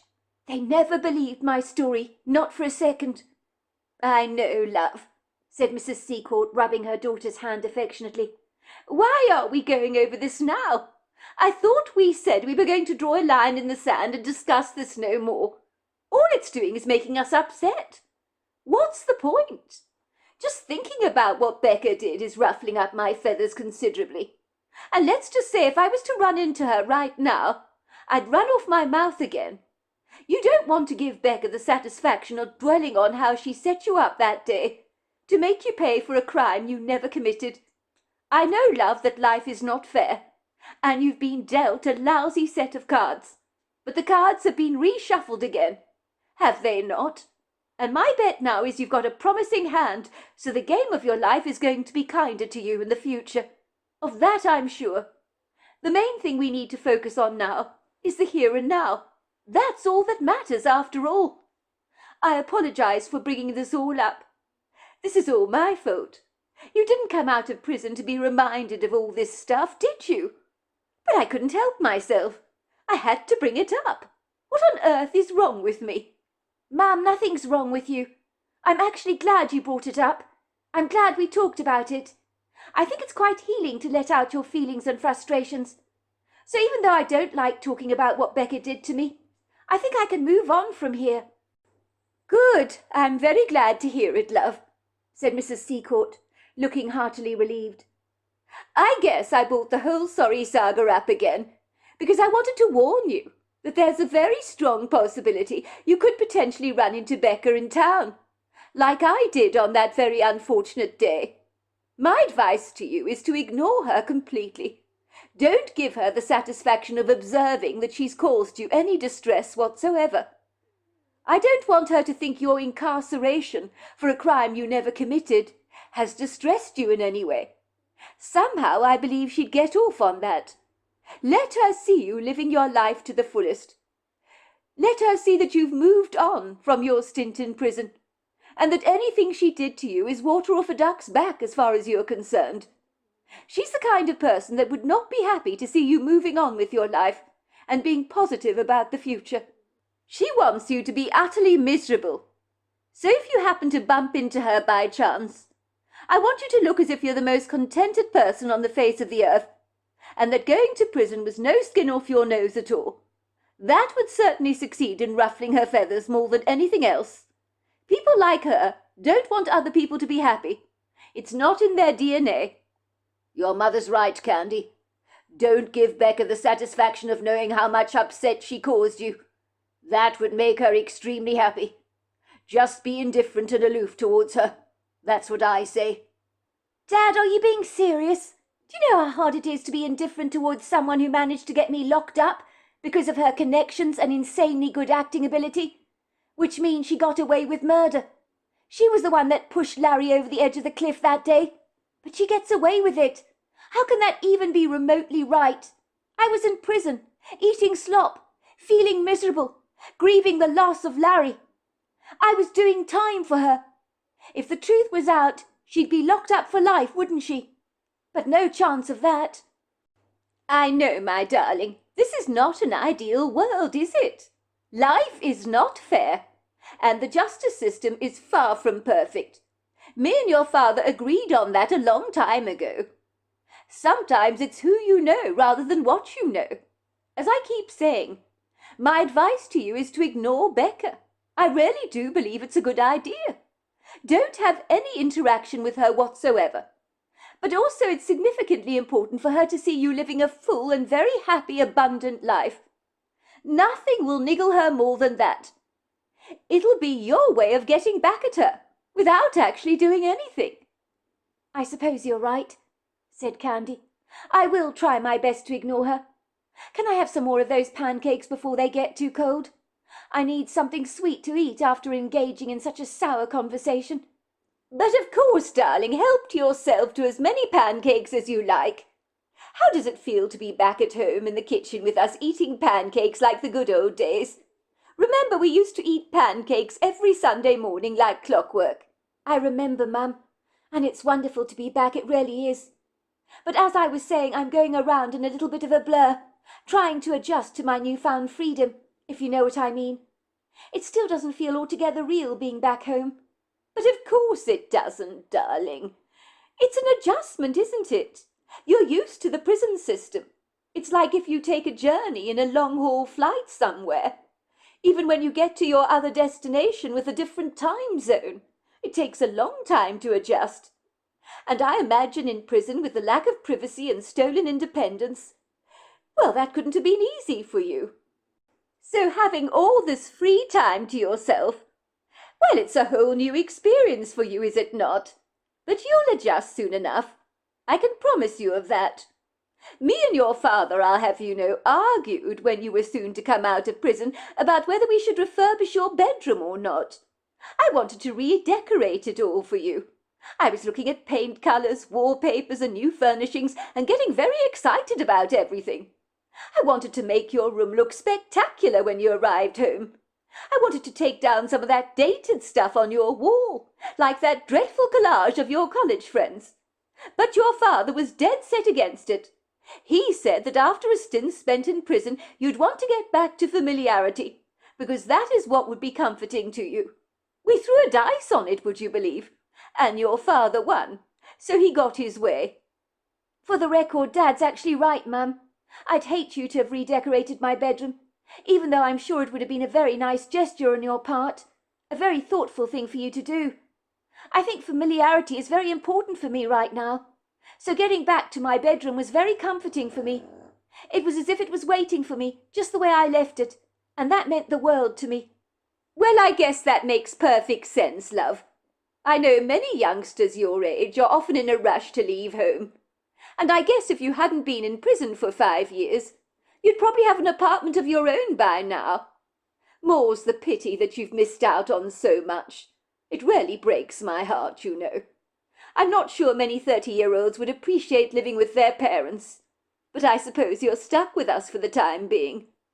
I guess you haven't really got much of an option, until one day you can afford your own apartment and find a suitable job that fits your skill set. But as far as I'm concerned, I'd love you to stay here with us forever and ever. But you do what you want to do, love. It's your life, and the choices are endless now that you are free. And I know that whatever happens, me and your father will always have your back. But I'm sure you know that already. Thanks, Mum. Sooner or later I will move out and buy my own apartment, or rent it, so to speak. But right now, I need to focus on finding my bearings, and I'm going to enjoy living with the both of you. It might surprise you to know that I'm not in a terrible rush to leave home. Home is the only place where I feel I really and truly belong. I still feel as if I'd been cast adrift at sea for about 5 years now. So now that I'm home, well, my knees are a bit wobbly and shaky, but boy am I glad to be back. Of course your knees are wobbly and shaky, love. What an excellent way to put it. And of course you're going to feel a little disorientated for a long while. But don't you dare go comparing yourself to other women your own age, who never ever spent 5 years in prison like you did. You need to take your time in deciding what it is you want to do with your life. I think being in prison has actually made you become disconnected to nature. I'm sure it does that to everyone. So you need to spend some quality time out of doors. Because you've been deprived of that for so long, have you not? I think you should take your time getting close to nature, because that is so healing. It's wise for you to relax for the time being, don't you think? Adjusting to change does take time. Your mother's right about that, but then again your mother's right about so many things. I would take things slowly if I was you. 1 step at a time, sweetheart. Well, I'm going to do that for sure. I think you're both right on that. Candy was glad to be out of prison, of course she was, and it was extremely good to be back in Stowe, Vermont, which is known for its picturesque setting in the Green Mountains. During her incarceration, she had made many friends, but being back home, well, there was nothing sweeter in this world than that. But her parents were absolutely right. It would take a significant amount of adjustment, being home again. She was still nervously looking over her shoulder, as if she was expecting to be arrested again. She knew that being innocent of a crime never guaranteed you would acquire a get-out-of-jail-free card. She was pleased to have learnt her mother had engaged in an altercation with Becca at Walmart. Her mother had told Becca she knew that she'd been the one who had killed Larry Kubek. So that was a relief. She was also happy to learn that people in town did not believe that Becca was telling the truth about what had happened that fateful day. Even Angie, who had backed up Becca's testimony, was now reported to saying it had been so traumatizing seeing Larry Kubek being flung over the cliff's edge that actually she couldn't remember what had happened at all, as the details for her had all suddenly become conveniently, alarmingly vague. Maybe there would be no earthly justice for Becca, but one day she might meet her maker. Then she'd have some explaining to do.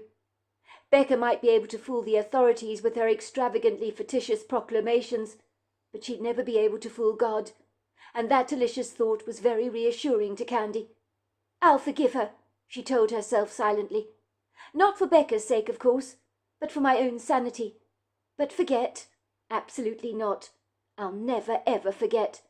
But I will take Mum's advice and do my best to pretend that Becca doesn't live in our small town at all. And if I do so happen to run into her by accident, I'll look happy and content, and in the process I'll hopefully annoy her. She doesn't want to see me out of prison, having a good time, does she? In the weeks that followed after Candy had been released from prison, she was surprised by the welcome she received from many of the locals. Over and over again people stopped her in the street, reassuring her that they did not trust Becca's account with what had happened on that day, that Larry Kubek fell off the cliff to his death, for in their eyes things just did not add up. "We're so very glad you're back home," she was told again and again.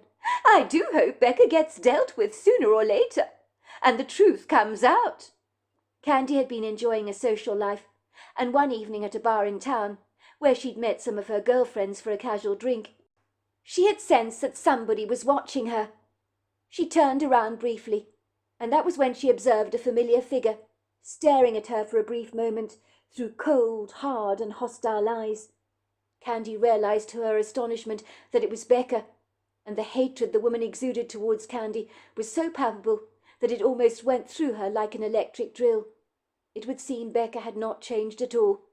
She wore her brown hair away from her face in a messy ponytail, and her twig-like body, which was rumoured to be extremely strong, looked both pinched and emaciated, for it was a well-known fact that Becca watched everything she ate like a hawk, and avoided sugar at all costs as if it was the plague, which was why some people claimed she was so sour, for nothing sweet had passed her lips in a decade. Some people believed if she ate a bit of chocolate, it might actually have an impact on melting her hardened heart and sweetening her up a little bit. But that really was wishful thinking on their parts. As Becca stared across the bar at Candy, she gave her a dagger look, while her nostrils flared, and for a brief moment she really did look like a treacherously dangerous dog, snarling at her contemptuously, as if getting ready to launch an attack on her. Surprise, surprise, standing next to Becca was Angie, who looked like Becca's poodle, who was willing to do her every bidding. The poor young woman lived in Becca's shadow, as if Becca was part of her identity. When Angie saw Candy in the bar, at least she had the good grace to look somewhat bashful. She knew she had treasonously lied in court to get Candy incarcerated, to appease her very best friend. The two women scuttled out of the bar as quickly as they could, and were gone. But it was poignantly clear to Candy that Becca was not remotely happy she was back home. Lisa, who had always been a good friend of Candy's, had also seen the murderous look that Becca had given Candy, and it had unsettled her so much that she was physically shaking like a leaf, despite the fact that she'd knocked back a couple of glasses of white wine. "Oh, my God! I saw the look Becca gave you, Candy. If looks could physically kill, Becca was wearing that look. She looks furious, doesn't she? Absolutely incensed. She's not remotely happy you're out of prison, and she doesn't like it that you're having a good time with us in the bar, and that you're now a free woman. Why on earth does Becca have so much hate in that heart of hers, I wonder?" "I hadn't actually thought of it like that," said Candy. "Do you know, all this time I've been thinking, when is Becca going to have her just desserts? When is the karma going to come after her for what she did to me? But you know something, Lisa? Becca is the most miserable person I've ever met. She probably is already in hell, based on how much hate and jealousy there is in her heart. Think about it for a moment. How much joy is there in your life if you live with so much hatred, "You're right. Her hatred must be her karma," said Lisa. "Why hadn't I thought about it before? Baker has never been remotely happy. She gets miserable when she sees people enjoying themselves. She's happy when people suffer. So actually she's the one who's locked herself up in a prison of her own making, due to her malicious, vengeful thoughts. It's like a prison that she can't escape, until she changes her attitudes, of course. But she'll never do that. She's her own worst enemy, is she not?" Apart from being social and meeting up with old friends, Candy was resolutely determined to spend some quality time in nature. Maybe in a year's time she'd find a job and do something constructive with her life. But for the time being, life was about living a little, and she wanted to reacquaint herself with the natural world again. She felt as if she was looking at life through a sparkling, brand-new lens. For every flower, every blade of grass, along with the cornflower blue sky, was so incredibly spectacular to her, more than they'd ever been to her before her incarceration. So her appreciation of both flavours, tastes, sights and sounds was exponential in every sense of the word. She seriously hoped with the passing of time she'd not lose her appreciation of nature. She never ever wanted to take her life for granted again, and yet even a few weeks after being free from her incarceration, she still had to pinch herself to assure herself that she really was a free woman, and that the police would not come knocking at her door to arrest her again for something she'd never done. What had happened to her made her wonder how many innocent people had been locked up in jail for things they had not done, while the guilty perpetrator was out there living a free life. Candy could see the transformations to her mental, psychological and physical well-being, for nothing had been more healing for her than the natural world. Every day she made a conscientious effort to take a bicycle ride down a mountain trail that she used regularly. Of course, all the exercise had brought out aches and pains in her body, from the muscles she hadn't used for an awfully long period of time. But soaking in a hot bath of Epsom salts mixed with juniper essential oil had alleviated all the pain. These days there was a rosy colour in her cheeks, and certainly a skip to her step. She had never felt better. When Candy arrived on the woodland trail like she did every morning, she'd chain her bicycle up in the car park and proceed along her way. She'd sometimes encounter visiting tourists or locals taking some brisk exercise along the trail. She'd give them a friendly nod, but on this particular bounteous, beautiful day, it was like the world was her oyster. It was so pleasantly calm and serene in the woodgrove. The sun trickled through the canopy of the trees, casting its prism of shadowy light over everything, so the mixed variety of green shades, along with the pretty woodland flowers themselves, were incredibly beautiful to behold, and Candy found herself absorbing everything with a keen enthusiasm. The forest was filled with the cheerful tweets of the bird song, and their tuneful chorus could not help but bring a smile to her face. Candy was delighted to observe that she hadn't stumbled onto anyone on the trail. That happens sometimes, when no one appeared to be taking any exercise, and this was one of those days. The forest was so serene, so incredibly peaceful, and Candy was loving every minute of her brisk walk. Soon on the trail she arrived at the small stream that she knew so very well. She sat down on a rock to stare out at the silvery water. There were trees draping their branches over the water's edge, almost in a teasing kind of gesture. There was an outcrop of rocks in the stream, where fast, ebullient moving water flowed over the rocks. But on this part of the stream that Candy liked very much, the water was deep and seemed somewhat still. She had swum here often enough as a young girl, and suddenly she was hit with an insatiable urge to swim again. But what if she got into the water stark naked, and then someone stumbled across her by chance along the trail? It might be an awkward, uncomfortable moment for her, if she was caught swimming naked in the water. But when Candy had been in prison, her self-consciousness had taken a cruel beating. For in prison your modesty has no place in your life, as Candy had to endure the insufferable discomfort of communal showers with other women, and being watched by female prison guards. Sometimes she had been cruelly subjected to what she considered to be humiliating searches by prison guards, checking to see whether in her private parts she was hiding some kind of narcotic. It had been very embarrassing, being in prison, especially for someone like Candy, who by nature was a private person, But in prison there was nowhere for you to hide, for everything was rudely on display for the prison guards to see. And sometimes it wasn't pretty. She reasoned with herself if she stumbled on a stranger who caught her skinny dipping in the stream, all well and good. She'd been locked away for 5 years, for goodness sake. Why not chance it now? Candy leaned over the water's edge and dipped a hand into the water. The temperature was ice cold, like all the streams and lakes in Vermont tend to be, even at the warmest times of the year. But despite the coldness, she was eager to take a dip. But please God, don't let anybody be watching her. Before Candy could change her mind, she ripped off her clothes in a moment of impulsive boldness and then jumped boldly into the water like she had done so many times before as a young girl.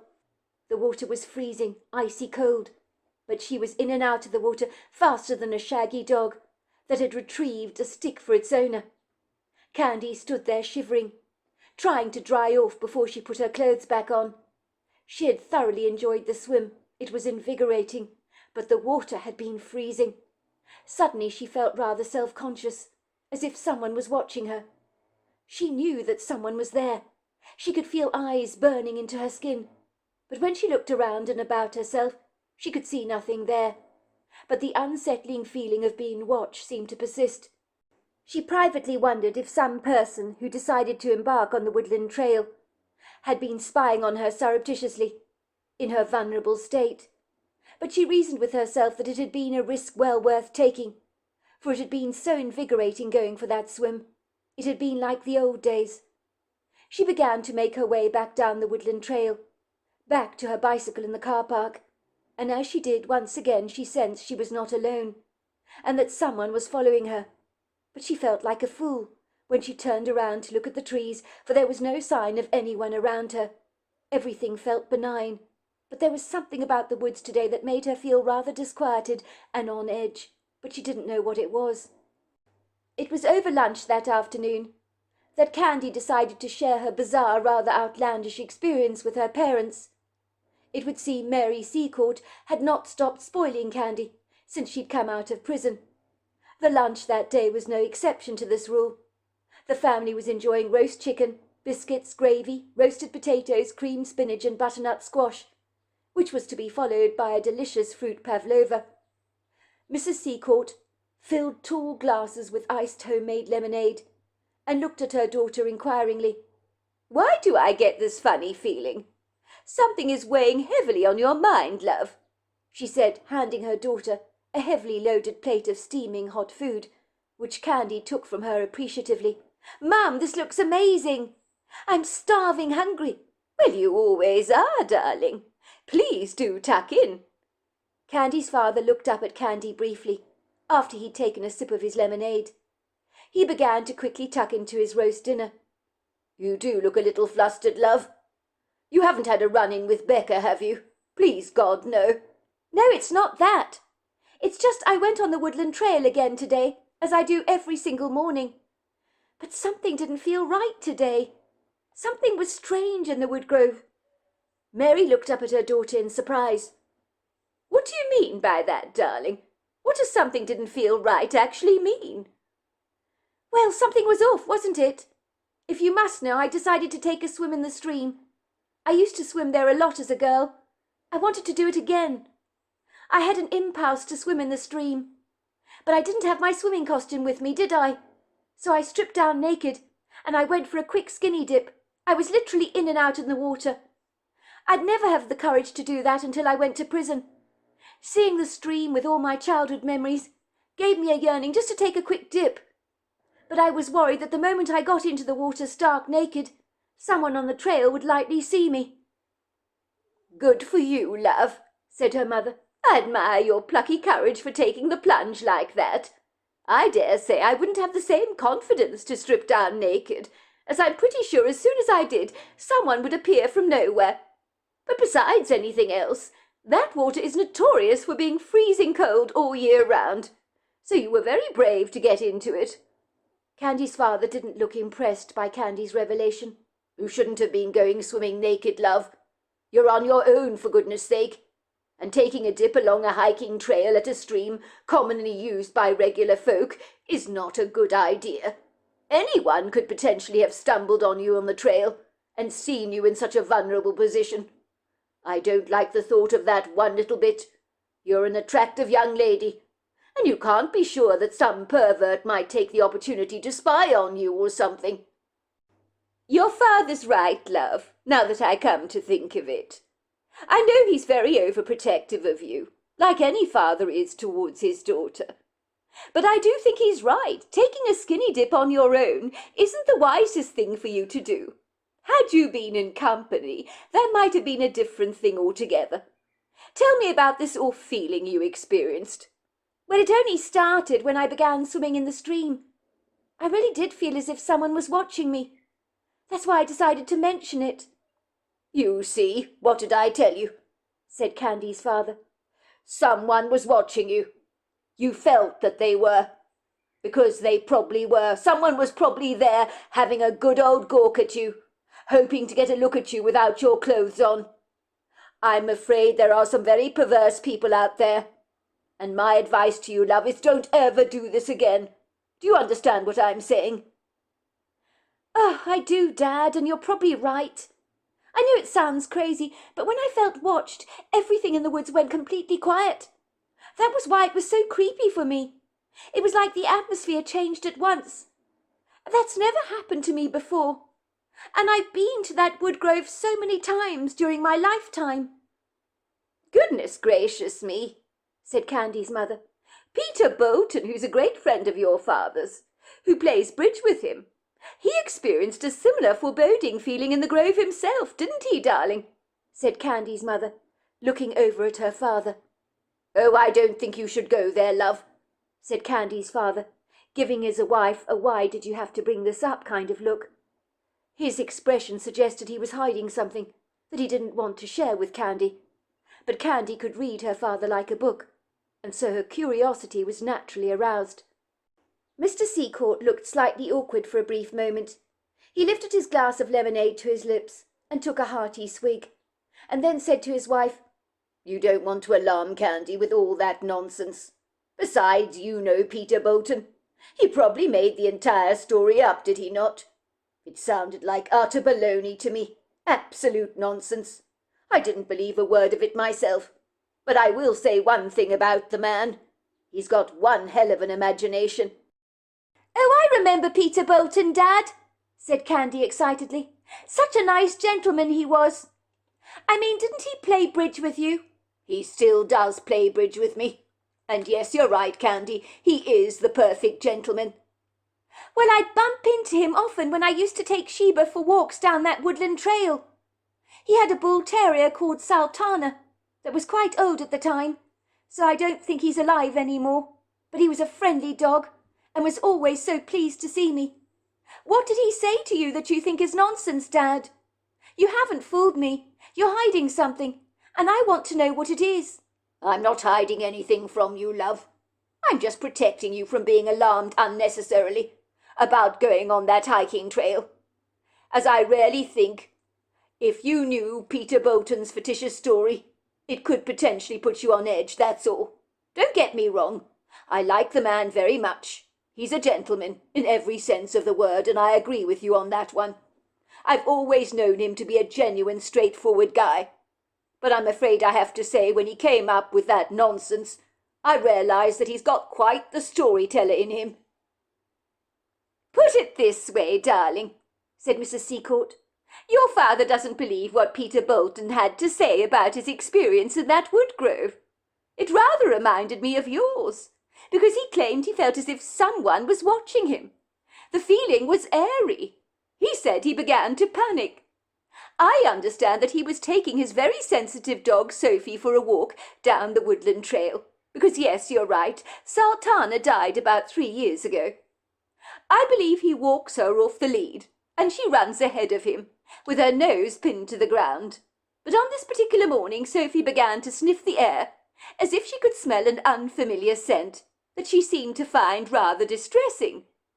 He said as they walked, Sophie stuck to his side like superglue, refusing to run ahead of him on the path. She seemed to be whining and becoming increasingly apprehensive, as if she knew something was there, and she wanted no part of whatever it was. Mr. Bolton said that every time he took Sophie for a walk down that trail, that she would always be so enthusiastic. Her energy was boundless. She'd chase after everything that moved and leave her scent wherever she could. But on that particular paradoxical morning, she was so on edge, so overwrought, and her behaviour was extremely peculiar. Mr. Bolton threw some sticks for her to encourage her to chase them, but it was a fruitless endeavour. She simply refused to run after them, and that was unheard of for her. All she would do was whine and look nervously through the trees as if she could see someone that Mr. Bolton could not see. Mr. Bolton was wondering if Sophie was poorly, and that potentially a visit to the vet was well in order, as maybe Sophie was feeling below par. It was then he realized that the woodgrove had become unnaturally silent, and then he was hit with the overwhelming sense he was not alone and was being watched. Sophie began to growl, and he said he followed her gaze, and that is when he claimed to have seen it. What did he see? Asked Candy, now sitting up on the edge of her seat. Well, he claimed he saw a strapping Bigfoot standing by a tree looking straight at him through dark, very soulful eyes. He said he saw it for a few seconds. It was staring at him and then vanished before his eyes. He said he was so terrified he bolted out of the woodgrove at lightning speed. That's how frightened the poor man was. He said he didn't go back on the trail for an entire week, but he said everybody was telling him that of course he had not seen a Bigfoot and that it was probably a shadow he'd seen. After a while he began to take Sophie back on her regular walks through the grove. Lo and behold, he hasn't seen anything since, but he's adamant that he saw a Bigfoot that day. But I'm afraid many people like your father sincerely doubt his story. They doubt his story, darling, said Mr. Seacourt, addressing his wife, because it can't possibly be true. That's what I say. He either made the story up to impress everybody at bridge, or he genuinely believed he saw a Bigfoot, when it was probably a dark shadow or something like that. He said he saw this thing in seconds, and then it was gone. Maybe it was all in his imagination. He saw a Bigfoot, said Candy, looking somewhat bewildered. I didn't think those creatures were even real. Of course they're not real, darling, said Mr. Seacourt. I do wish your mother hadn't brought all this nonsense up. What happened to Mr. Bolton is not what happened to you. You both may have experienced an eerie feeling in the woodgrove and felt somewhat uneasy about it, as you had a profound sense that you were being watched. But it doesn't actually mean anything was there. A woodland oasis is often reputed to being a place where people have bizarre experiences that scare the bejesus out of them. But my theory is that some people are hardwired to see things with their imagination that aren't even there, and Mr. Bolton could well be one of those people. So what are you saying, darling? Asked Mrs. Seacourt. Are you implying that there is no possibility whatsoever that Mr. Bolton is telling the truth about what he saw that day in the woodgrove? I'm not saying he's deliberately lying, love. He's not the type that would do that. But maybe he created the Bigfoot in his imagination, mistaking a dark shadow for the idiosyncratic creature. Perhaps he was actually seeing something else watching him. But Bigfoot, please give me a break. Credit me with some common sense, will you? I wasn't born yesterday. Oh, you are the most dreadful cynic, aren't you, darling? And you know why. You're hardwired to believe in science. I might remind you that in the Western world for a very long time people didn't believe in the existence of pandas. But the truth was they had existed for millions of years. I believe in 1869 a missionary by the name of Armand David acquired a skin specimen of a panda from local hunters. But prior to this, they were unknown to the Western world. Think about it, darling. Why shouldn't Bigfoot exist? Because they don't, that's why. But why not? Why are you being so dictatorial about this, believing because you haven't seen something that it can't possibly exist? How can you be so arrogant and so incredibly closed-minded? Because, sweetheart, how many times do I have to say this to you? Aren't you listening? If Bigfoots were real, there would be some scientific evidence. All we hear from is so-called Bigfoot sightings. and it's a whole lot of fictitious mumbo-jumbo if you ask me. If the truth be told, there are some clueless people out there that sincerely want to believe in the existence of the elusive creature, and there is nothing you can do to persuade them that such a creature does not exist. But I'm sorry to say, love, some people are just excessively gullible. That's the way I see it." Candy looked reflective for a brief moment. "But, Dad, I know Mr. Bolton. I've talked to him often enough. I think he's a very credible person. If he believed he saw a Bigfoot on that walking trail that I regularly take, why don't you give him the benefit of the doubt? Mum's right, you're way too cynical. Far too cynical for your own good, Dad, if you ask me." "Because it's poppycock candy, that's why," said Mr. Seacourt firmly. "I would have thought after a stint spent in prison, you'd be a little bit more level-headed than you clearly are. Surely you can see that Mr. Bolton probably went into that wood grove and became unusually anxious because of his dog's paradoxical behaviour. As a result, he believed that he was seeing something in the wood grove that wasn't actually there. He probably imagined it was a Bigfoot when he saw a large shadowy figure, and it could have been anything, but he put 2 and 2 together and made 7. Dad, you've got a problem. Mum is right, you're close-minded and arrogant with it too. You're pig-headed, believing you know it all when you clearly don't. If you must know, I feel very sorry for poor Mr. Bolton, being disbelieved like this by all of you at bridge. I can't imagine how upsetting that must have been for the poor man. I can imagine he doesn't want to talk about his encounter anymore because of people like you, dismissing what he believed he saw out of hand. I think you've been cruel towards him. I really do." "It's true," said Mrs. Seacourt. "I do think Mr. Bolton shut up about his Bigfoot encounter because of cynics like your father. And frankly, I don't blame the man for shutting up.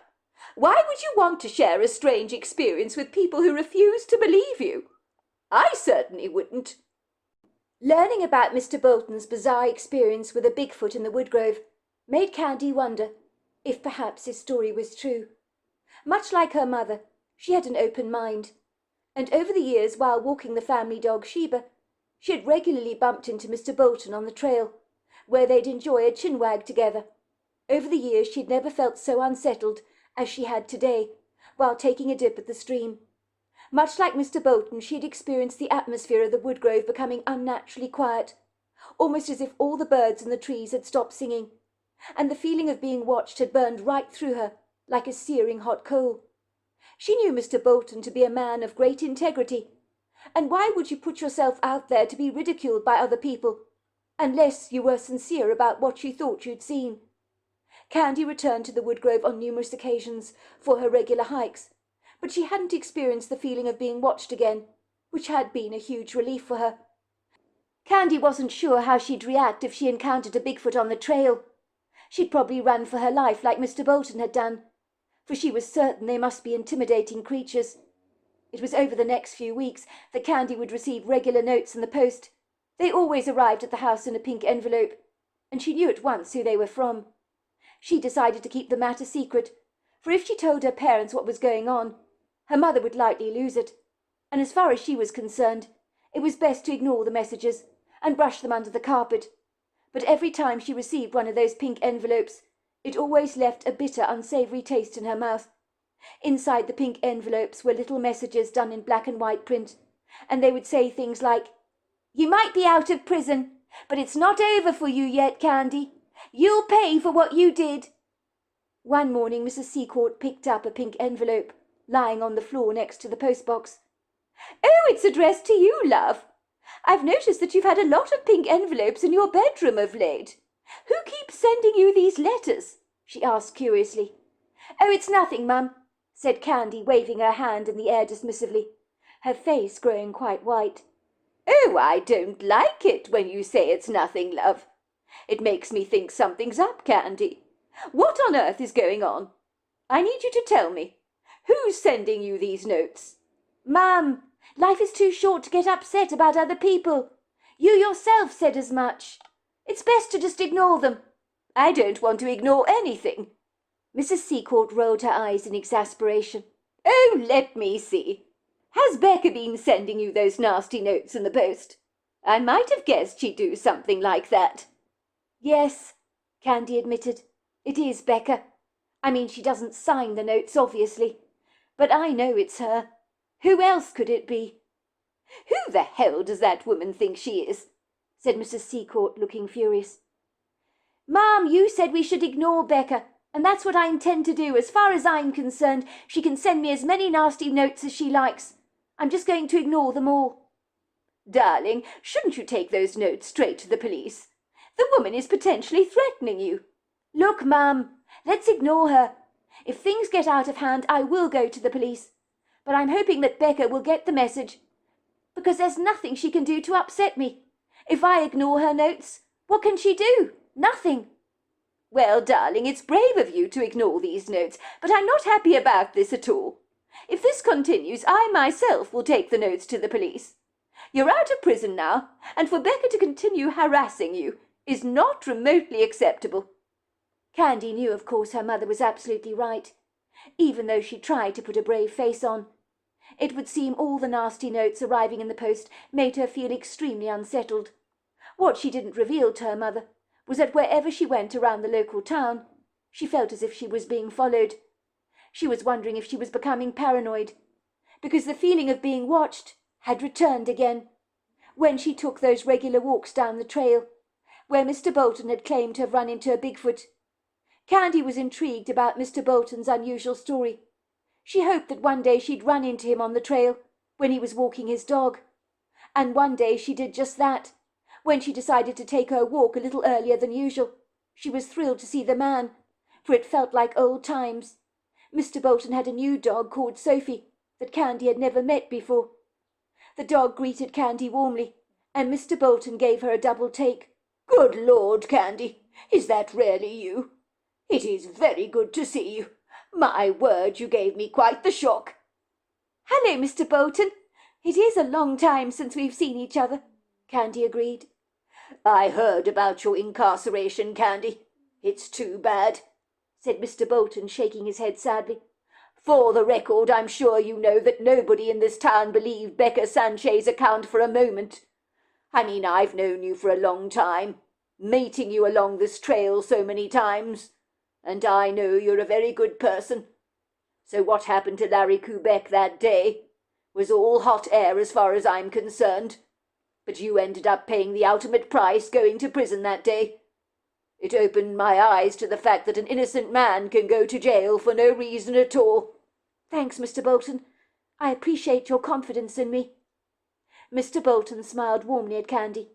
He looked genuinely pleased to see her again. He looked no different to the last time she had seen him, although the wrinkles around his piercing blue-grey eyes were a lot more entrenched. "Was it rough for you in prison, Candy?" he asked gently. "I worried about a young woman like yourself in a place like that. You must have felt like a fish out of water. You didn't belong in prison. The idea seems ridiculous to me." "Well, I managed to survive, didn't I?" said Candy. "I mean, I'm here now. Tell me, how's everything been for you, Mr. Bolton?" "So," he said. "You know me, Candy.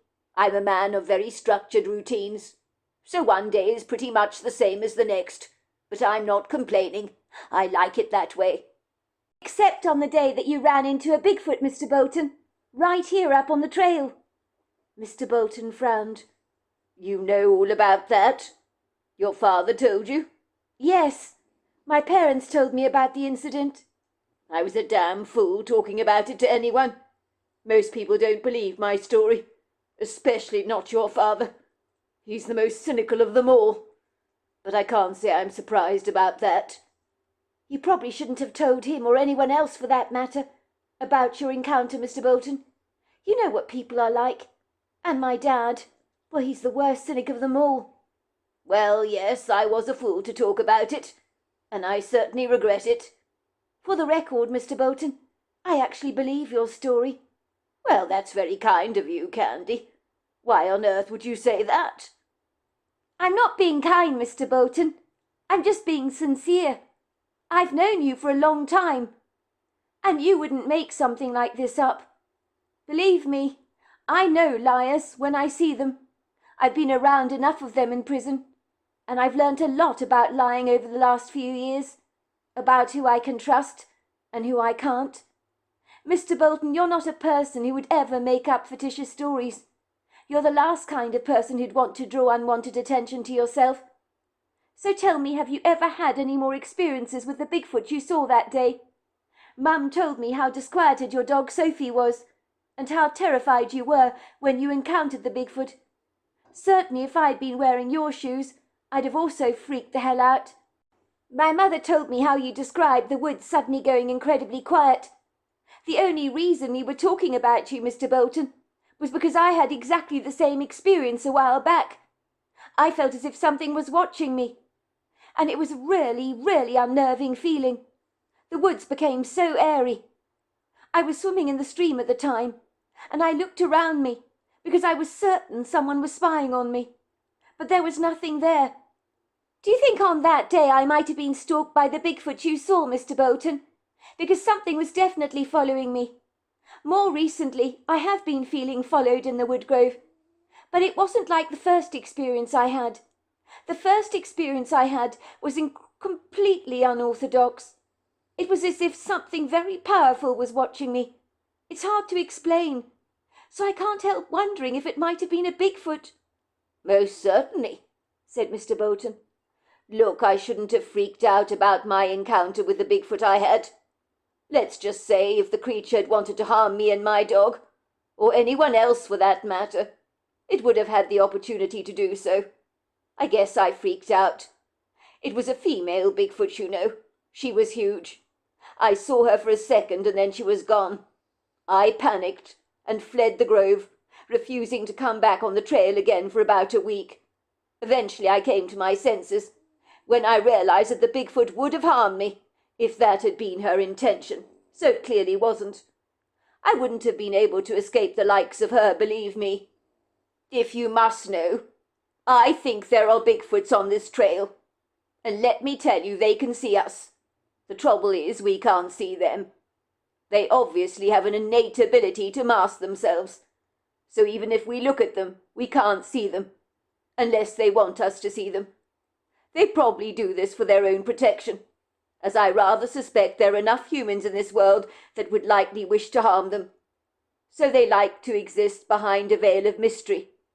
I think on the day I encountered the Bigfoot, she clearly wanted me to see her, but it was on her own terms. Maybe on the day that you felt something powerful was following you. It was more than likely an inquisitive Bigfoot, possibly even the female I encountered. Anyway, said Mr. Bolton, shrugging his shoulders, I'd better be getting back. The wife will be wondering where I am. And she'll likely call out a search party for me and Sophie if I don't get back home in time. She does believe I encountered a Bigfoot that day. Unlike so many of the naysayers in this town, she's never been remotely comfortable with me taking Sophie on walks here in the grove, after my rather paradoxical encounter with that Bigfoot. She doesn't believe it's safe for me to trek in here alone. I keep reminding her that every year loads and loads of people walk up this trail, and nothing happens to any of them. But that doesn't seem to offer her any reassurances. Well, I guess your wife is just looking out for you, Mr. Bolton. But I agree with you. If that Bigfoot had meant to harm you, she would have done so already. So she must be harmless. Don't let me keep you anyway. You better keep going and get back to the wife, or she'll start worrying. You better believe it, she'll start worrying. It's been very good to see you, Candy. I'm so glad I bumped into you on this walk. It really is great to catch up with you, and you look marvellously well. You wouldn't believe you'd spent 5 years in prison the way you look. Well, I suppose I've been getting a lot of exercise. I was very white when I came out of prison. I'm still adjusting. Well, I suppose it takes a while to adjust. But you'll settle down soon enough, I'm most sure. Candy bid Mr. Bolton farewell. She was certainly glad she'd bumped into him. Seeing him again after all these years had certainly lifted her spirits, and she was in no doubt that his encounter with the female Bigfoot had really happened. As she was reflecting over all of this, she happily sashayed down the woodland trail through the trees. She was beginning to enjoy the beams of sunshine that trickled over her face, and then once again she had a profound sense that something appeared to be following her. But it wasn't that powerful presence she was sure she'd felt by the stream that day. Maybe somebody was walking up the trail behind her, she thought. That was when she heard a shuffling movement, and lo and behold, when she turned around she found herself staring face to face with Becca Sanchez. "Well, hello, Candy. How are you?" said Becca, a nasty grin appearing on her face. "Oh, I bet you didn't think you'd run into me on this trail, did you? But as it happens, I've been following you around for a few days now, and you've been so unobservant you haven't even noticed me. But I decided to show myself to you today. As luck would have it, we're the only people on this trail. No one else is around. It's just you and me. Isn't that cozy? We're all alone on this trail together. No one else is around. So anything could potentially happen, couldn't it? And no one would suspect a thing. As most people are pretty clueless. They can be so easily duped, I find." "What the hell are you doing here, Becca? Following me around like this? Haven't you got anything better to be doing with your life? Why don't you leave me the hell alone? What on earth is wrong with you? I went to prison because of you. And now you're stalking me. If you must know, I sensed someone was following me over the last few days. I might have guessed it was you. Haven't you punished me enough already? Or do you get off on hurting people? And by the way, I certainly don't appreciate the nasty notes you've been sending me." "Well, that's the idea, isn't it, Candy? I didn't send you messages to be friendly, did I? I was sending you a clear message to get the hell out of this town if you know what's good for you. But would you listen? No, you wouldn't, would you? Why don't you let it go, Becca? You killed Larry Kubek. You got away with murder. You ensured I went to prison for your grisly crime. Surely you're happy now. You got what you wanted." "I didn't get what I wanted, Candy. That's where you're wrong. Granted, I'm happy that Larry Kubek is dead. He got what he deserved, dumping me like that in favour of you. If you must know, I'd be much happier, Candy, if you were locked away in prison for the rest of your life. Or better still, if you were pushing up the daisies so I don't have to see your ugly face around this town ever again, haunting me like a ghost from the past. Your being around is very disturbing for me. I can't stand it a moment longer. It brings everything right back to me, and I'm reminded by how much you have stolen from my life. Larry Kubek was mine, my man, until you decided to cruelly steal him from me, from right under my very nose. Some things about you never change, Candy. I had my eye on him first, but no, you came along and took him. You took his attention away from me. Then he told me he wasn't interested in me. And you know why he snubbed me? Because it was you he liked. If you hadn't spoiled everything, we could be married by now, have a family already. But thanks to you, I have nothing, absolutely nothing, and it's all your fault. So seeing you reminds me of my loss, and you need to pay for what you did to me, and I mean it. I never stole Larry Kubek from you, Becca. That's where you're wrong. That's all in your head. I may remind you that he asked me out. He told you he wasn't interested in you. You were the one pursuing him. It was never the other way round. And if you claim to have loved him so much, then why did you push him over the cliff edge to his death and frame me for his murder?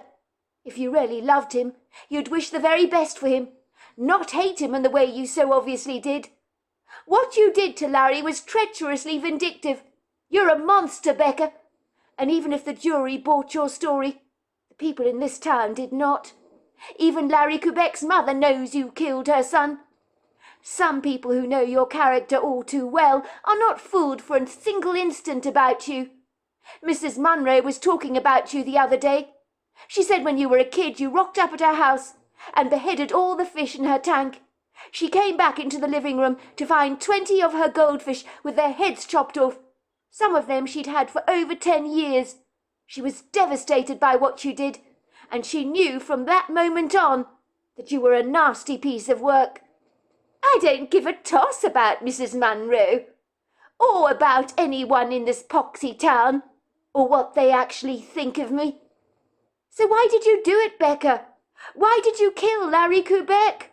Why would you do a thing like that? Well, I wasn't going to sit back and watch you marry him, was I, Candy?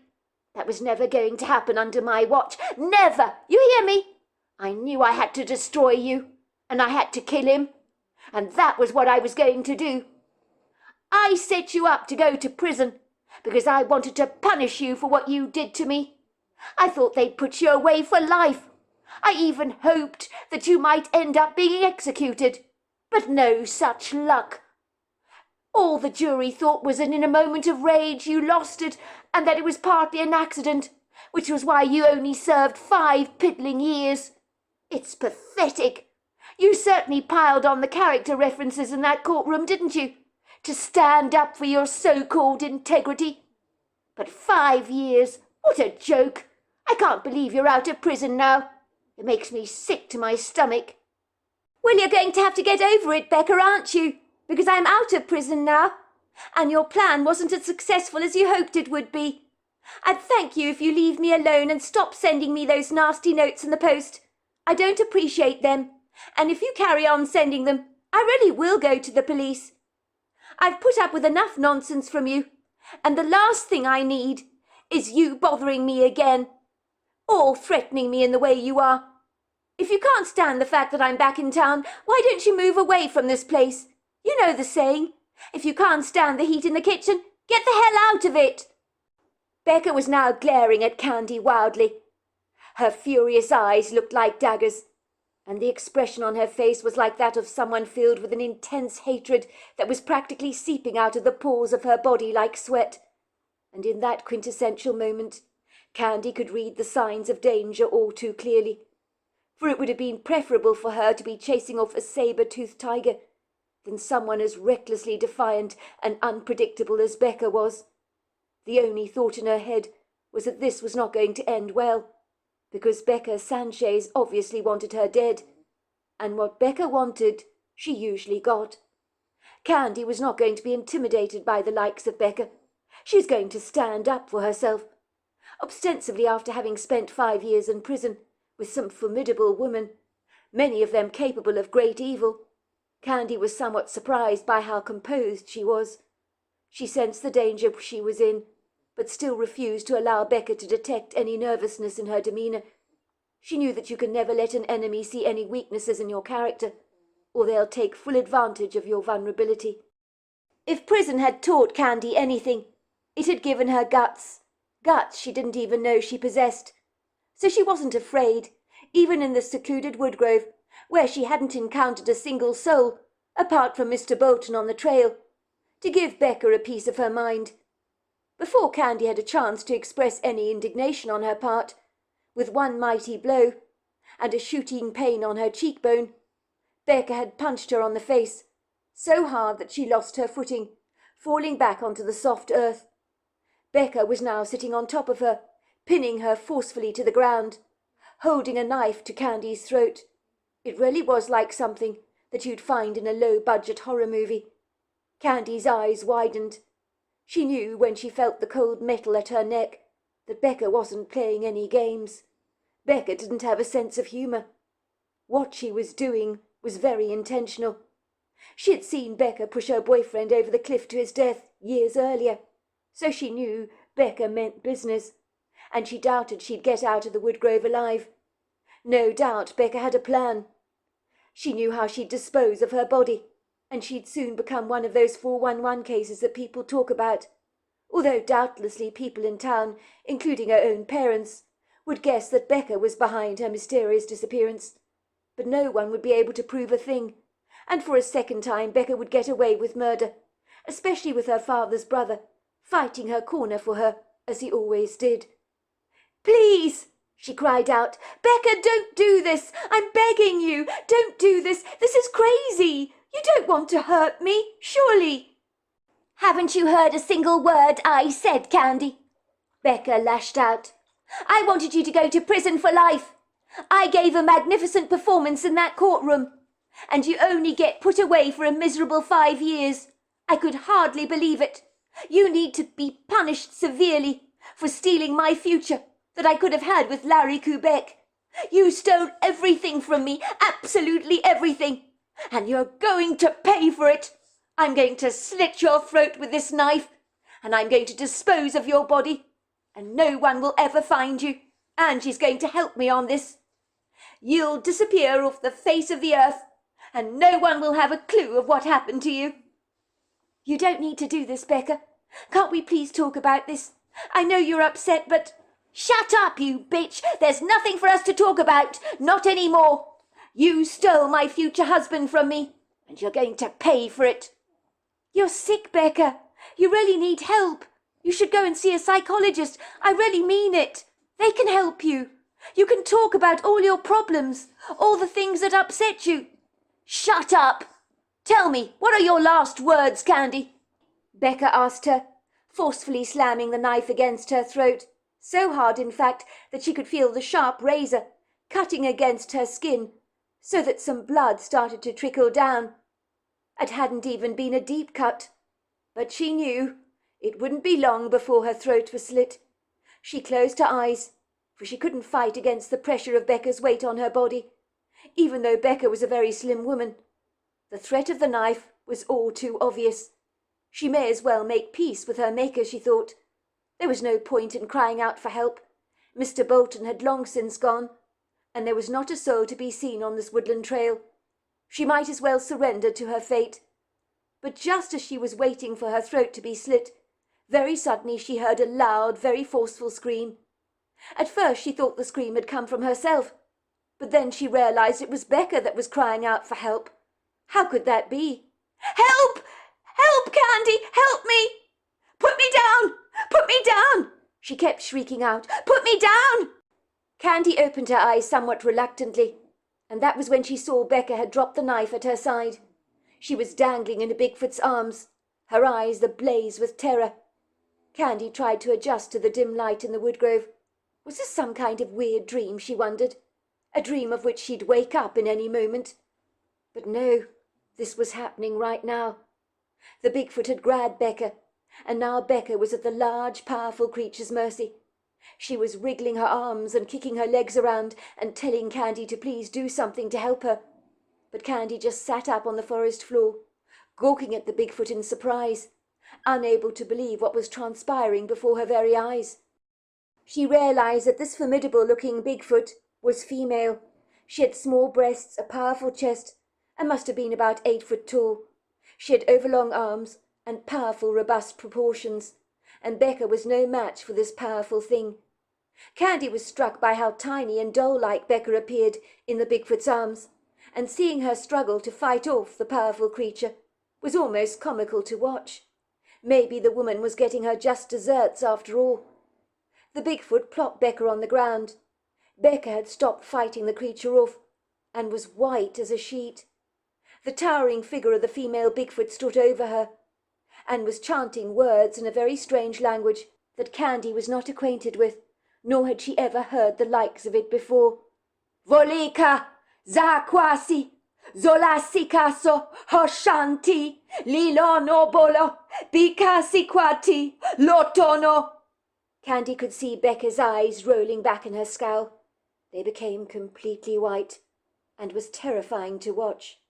Becca began to growl like a wild, rabid animal, as if something was inside her body that the Bigfoot was successfully managed to drag out with her words, and whatever it was that was lurking inside her appeared to be putting up a dogged resistance. Then very suddenly a black, dense, spiraling smoke rose out of Becca's chest, and in that black, vaporous smoke Candy saw several evil-looking demonic faces that were leering at her like ugly, grotesque-looking gargoyles. There were several ear-piercing screams coming from that smoke, which dissipated until the ground seemed to swallow it all up. Candy was so fascinated by what the Bigfoot was doing to Becca that she forgot about her former fear, even though she'd been on the threshold of being murdered by the savage woman. Candy realized the Bigfoot had performed some kind of exorcism on Becca, who, after the demons had left her, seemed locked in a weird kind of trance. The Bigfoot looked up at Candy, and in a telepathic exchange, she said, "She won't hurt you now. You saw those demons coming out of her. I've sent them to the abyss where they belong. The evil has left her, so she no longer imposes a threat to you. I had to stop her from killing you. It's not your time yet. You have much to do. Don't worry about her. Leave her be. She'll find her way back home soon enough, but she won't remember who you are. She'll never hurt you again." Before Candy could thank the Bigfoot for rescuing her and coming to her help, the creature had all but disappeared. Becca was now staring into space. She looked as if she was away with the fairies. Candy picked up Becca's knife, shoving it into her jacket. She called out to Becca, "Are you all right?" But Becca failed to respond to her and continued to stare into space as if she was living in an alternative reality. And in that moment, maybe she actually was. Candy ignored Becca and returned home safely, wondering what to make of what had just transpired in the woodgrove. If her parents knew that Becca had tried to kill her in the grove, they would lose their minds. But Candy believed Becca no longer imposed a threat to her. She had seen for herself the woman being delivered from a plethora of demons by a Bigfoot of all things, and it was hard for her to take in. When Candy got home, she didn't speak of the bizarre event with anyone, apart from Mr. Bolton, of course, whom she shared the entire story with, and he believed every single word of it. "So the Bigfoot came to your rescue? Goodness gracious me, I'm very glad about that. You could have been killed by her, Candy. I knew Becca was no good. She's a nasty piece of work, she is. I should have known that Bigfoot meant me no harm when I encountered it that day. But it was so very large. I couldn't help but be intimidated, could I?" "But that's perfectly understandable, Mr. Bolton. I was intimidated, but I could see the creature was standing up for my help. But what do you think about the demons that came out of Becca, Mr. Bolton? What do you make of all that?" "I don't know what to think, Candy, I really don't. But I do absolutely believe that Becca was a very evil woman. Maybe evil people are possessed in some way. That would make sense to me. It's clear she must have been possessed. And demons are treacherously evil. I guess we should watch this space and see what happens with the woman. Are you sure you don't want to go to the police? I mean, she attacked you. She tried to kill you, Candy. Are you just going to write that off and act as if it never happened?" "It was the demons inside her that were trying to kill me, Mr. Bolton. I don't believe it was Becca herself. She's possessed. That makes everything completely different. It makes me look at things from a very different angle, don't you see? Maybe she'll become a regular person now that she's been delivered." "I suppose you make a good point there. But let me tell you, if you have any more problems with that woman, I'll go to the police myself on your behalf and tell them exactly what she tried to do to you." "Thanks, I appreciate that, Mr. Bolton. But I don't think there'll be any need for that. The Bigfoot assured me she'll no longer be a threat to my life, because she won't remember me. And I believe that the Bigfoot absolutely knew what she was doing. She was speaking to me telepathically, and I understood every word." Goodness gracious me, what an extraordinary thing to happen to you. Well, I hope for your sake the Bigfoot's right. If anything were to happen to you because of that woman, I'd never be able to sleep at night, based on what you've shared with me. It was a lone hiker who stumbled across Becca on the hiking trail, claiming he'd found a woman wandering around the woodgrove in a peculiar trance. The hiker took her to the police because she didn't even remember her own name. Multiple tests were performed on Becca by many doctors, who couldn't explain why Becca was suffering from amnesia. And although her memory came back, she no longer had any memory of Candy, Larry Kubek, or the court case that had sent Candy to jail for a crime she did not commit. Luckily, Becca got married and moved to another state, and people these days describe her as a likable person. So miracles can indeed happen in the most unlikely of circumstances. Candy, I'm glad to say, is happily married now, with children of her own. She lives close to her parents, in the small town, and regularly takes the hiking trail through the woods. But to date she hasn't seen another sighting of the Bigfoot she once encountered that saved her from certain death. But there are times when she's in the woodgrove she still feels watched. So there you are. That's my story. Well, hello there. I hope you enjoyed the Omnibus edition. We've got many more coming our way for you to listen to. Sending you love wherever you are in the world, in North America, Canada, Kenya, wherever you may be. I send you lots and lots of love. Thank you for listening to my Omnibus, and I really do hope you enjoyed it, because that's the whole idea about it, is to give you some interesting stories to listen to. So until next time, goodbye and good night.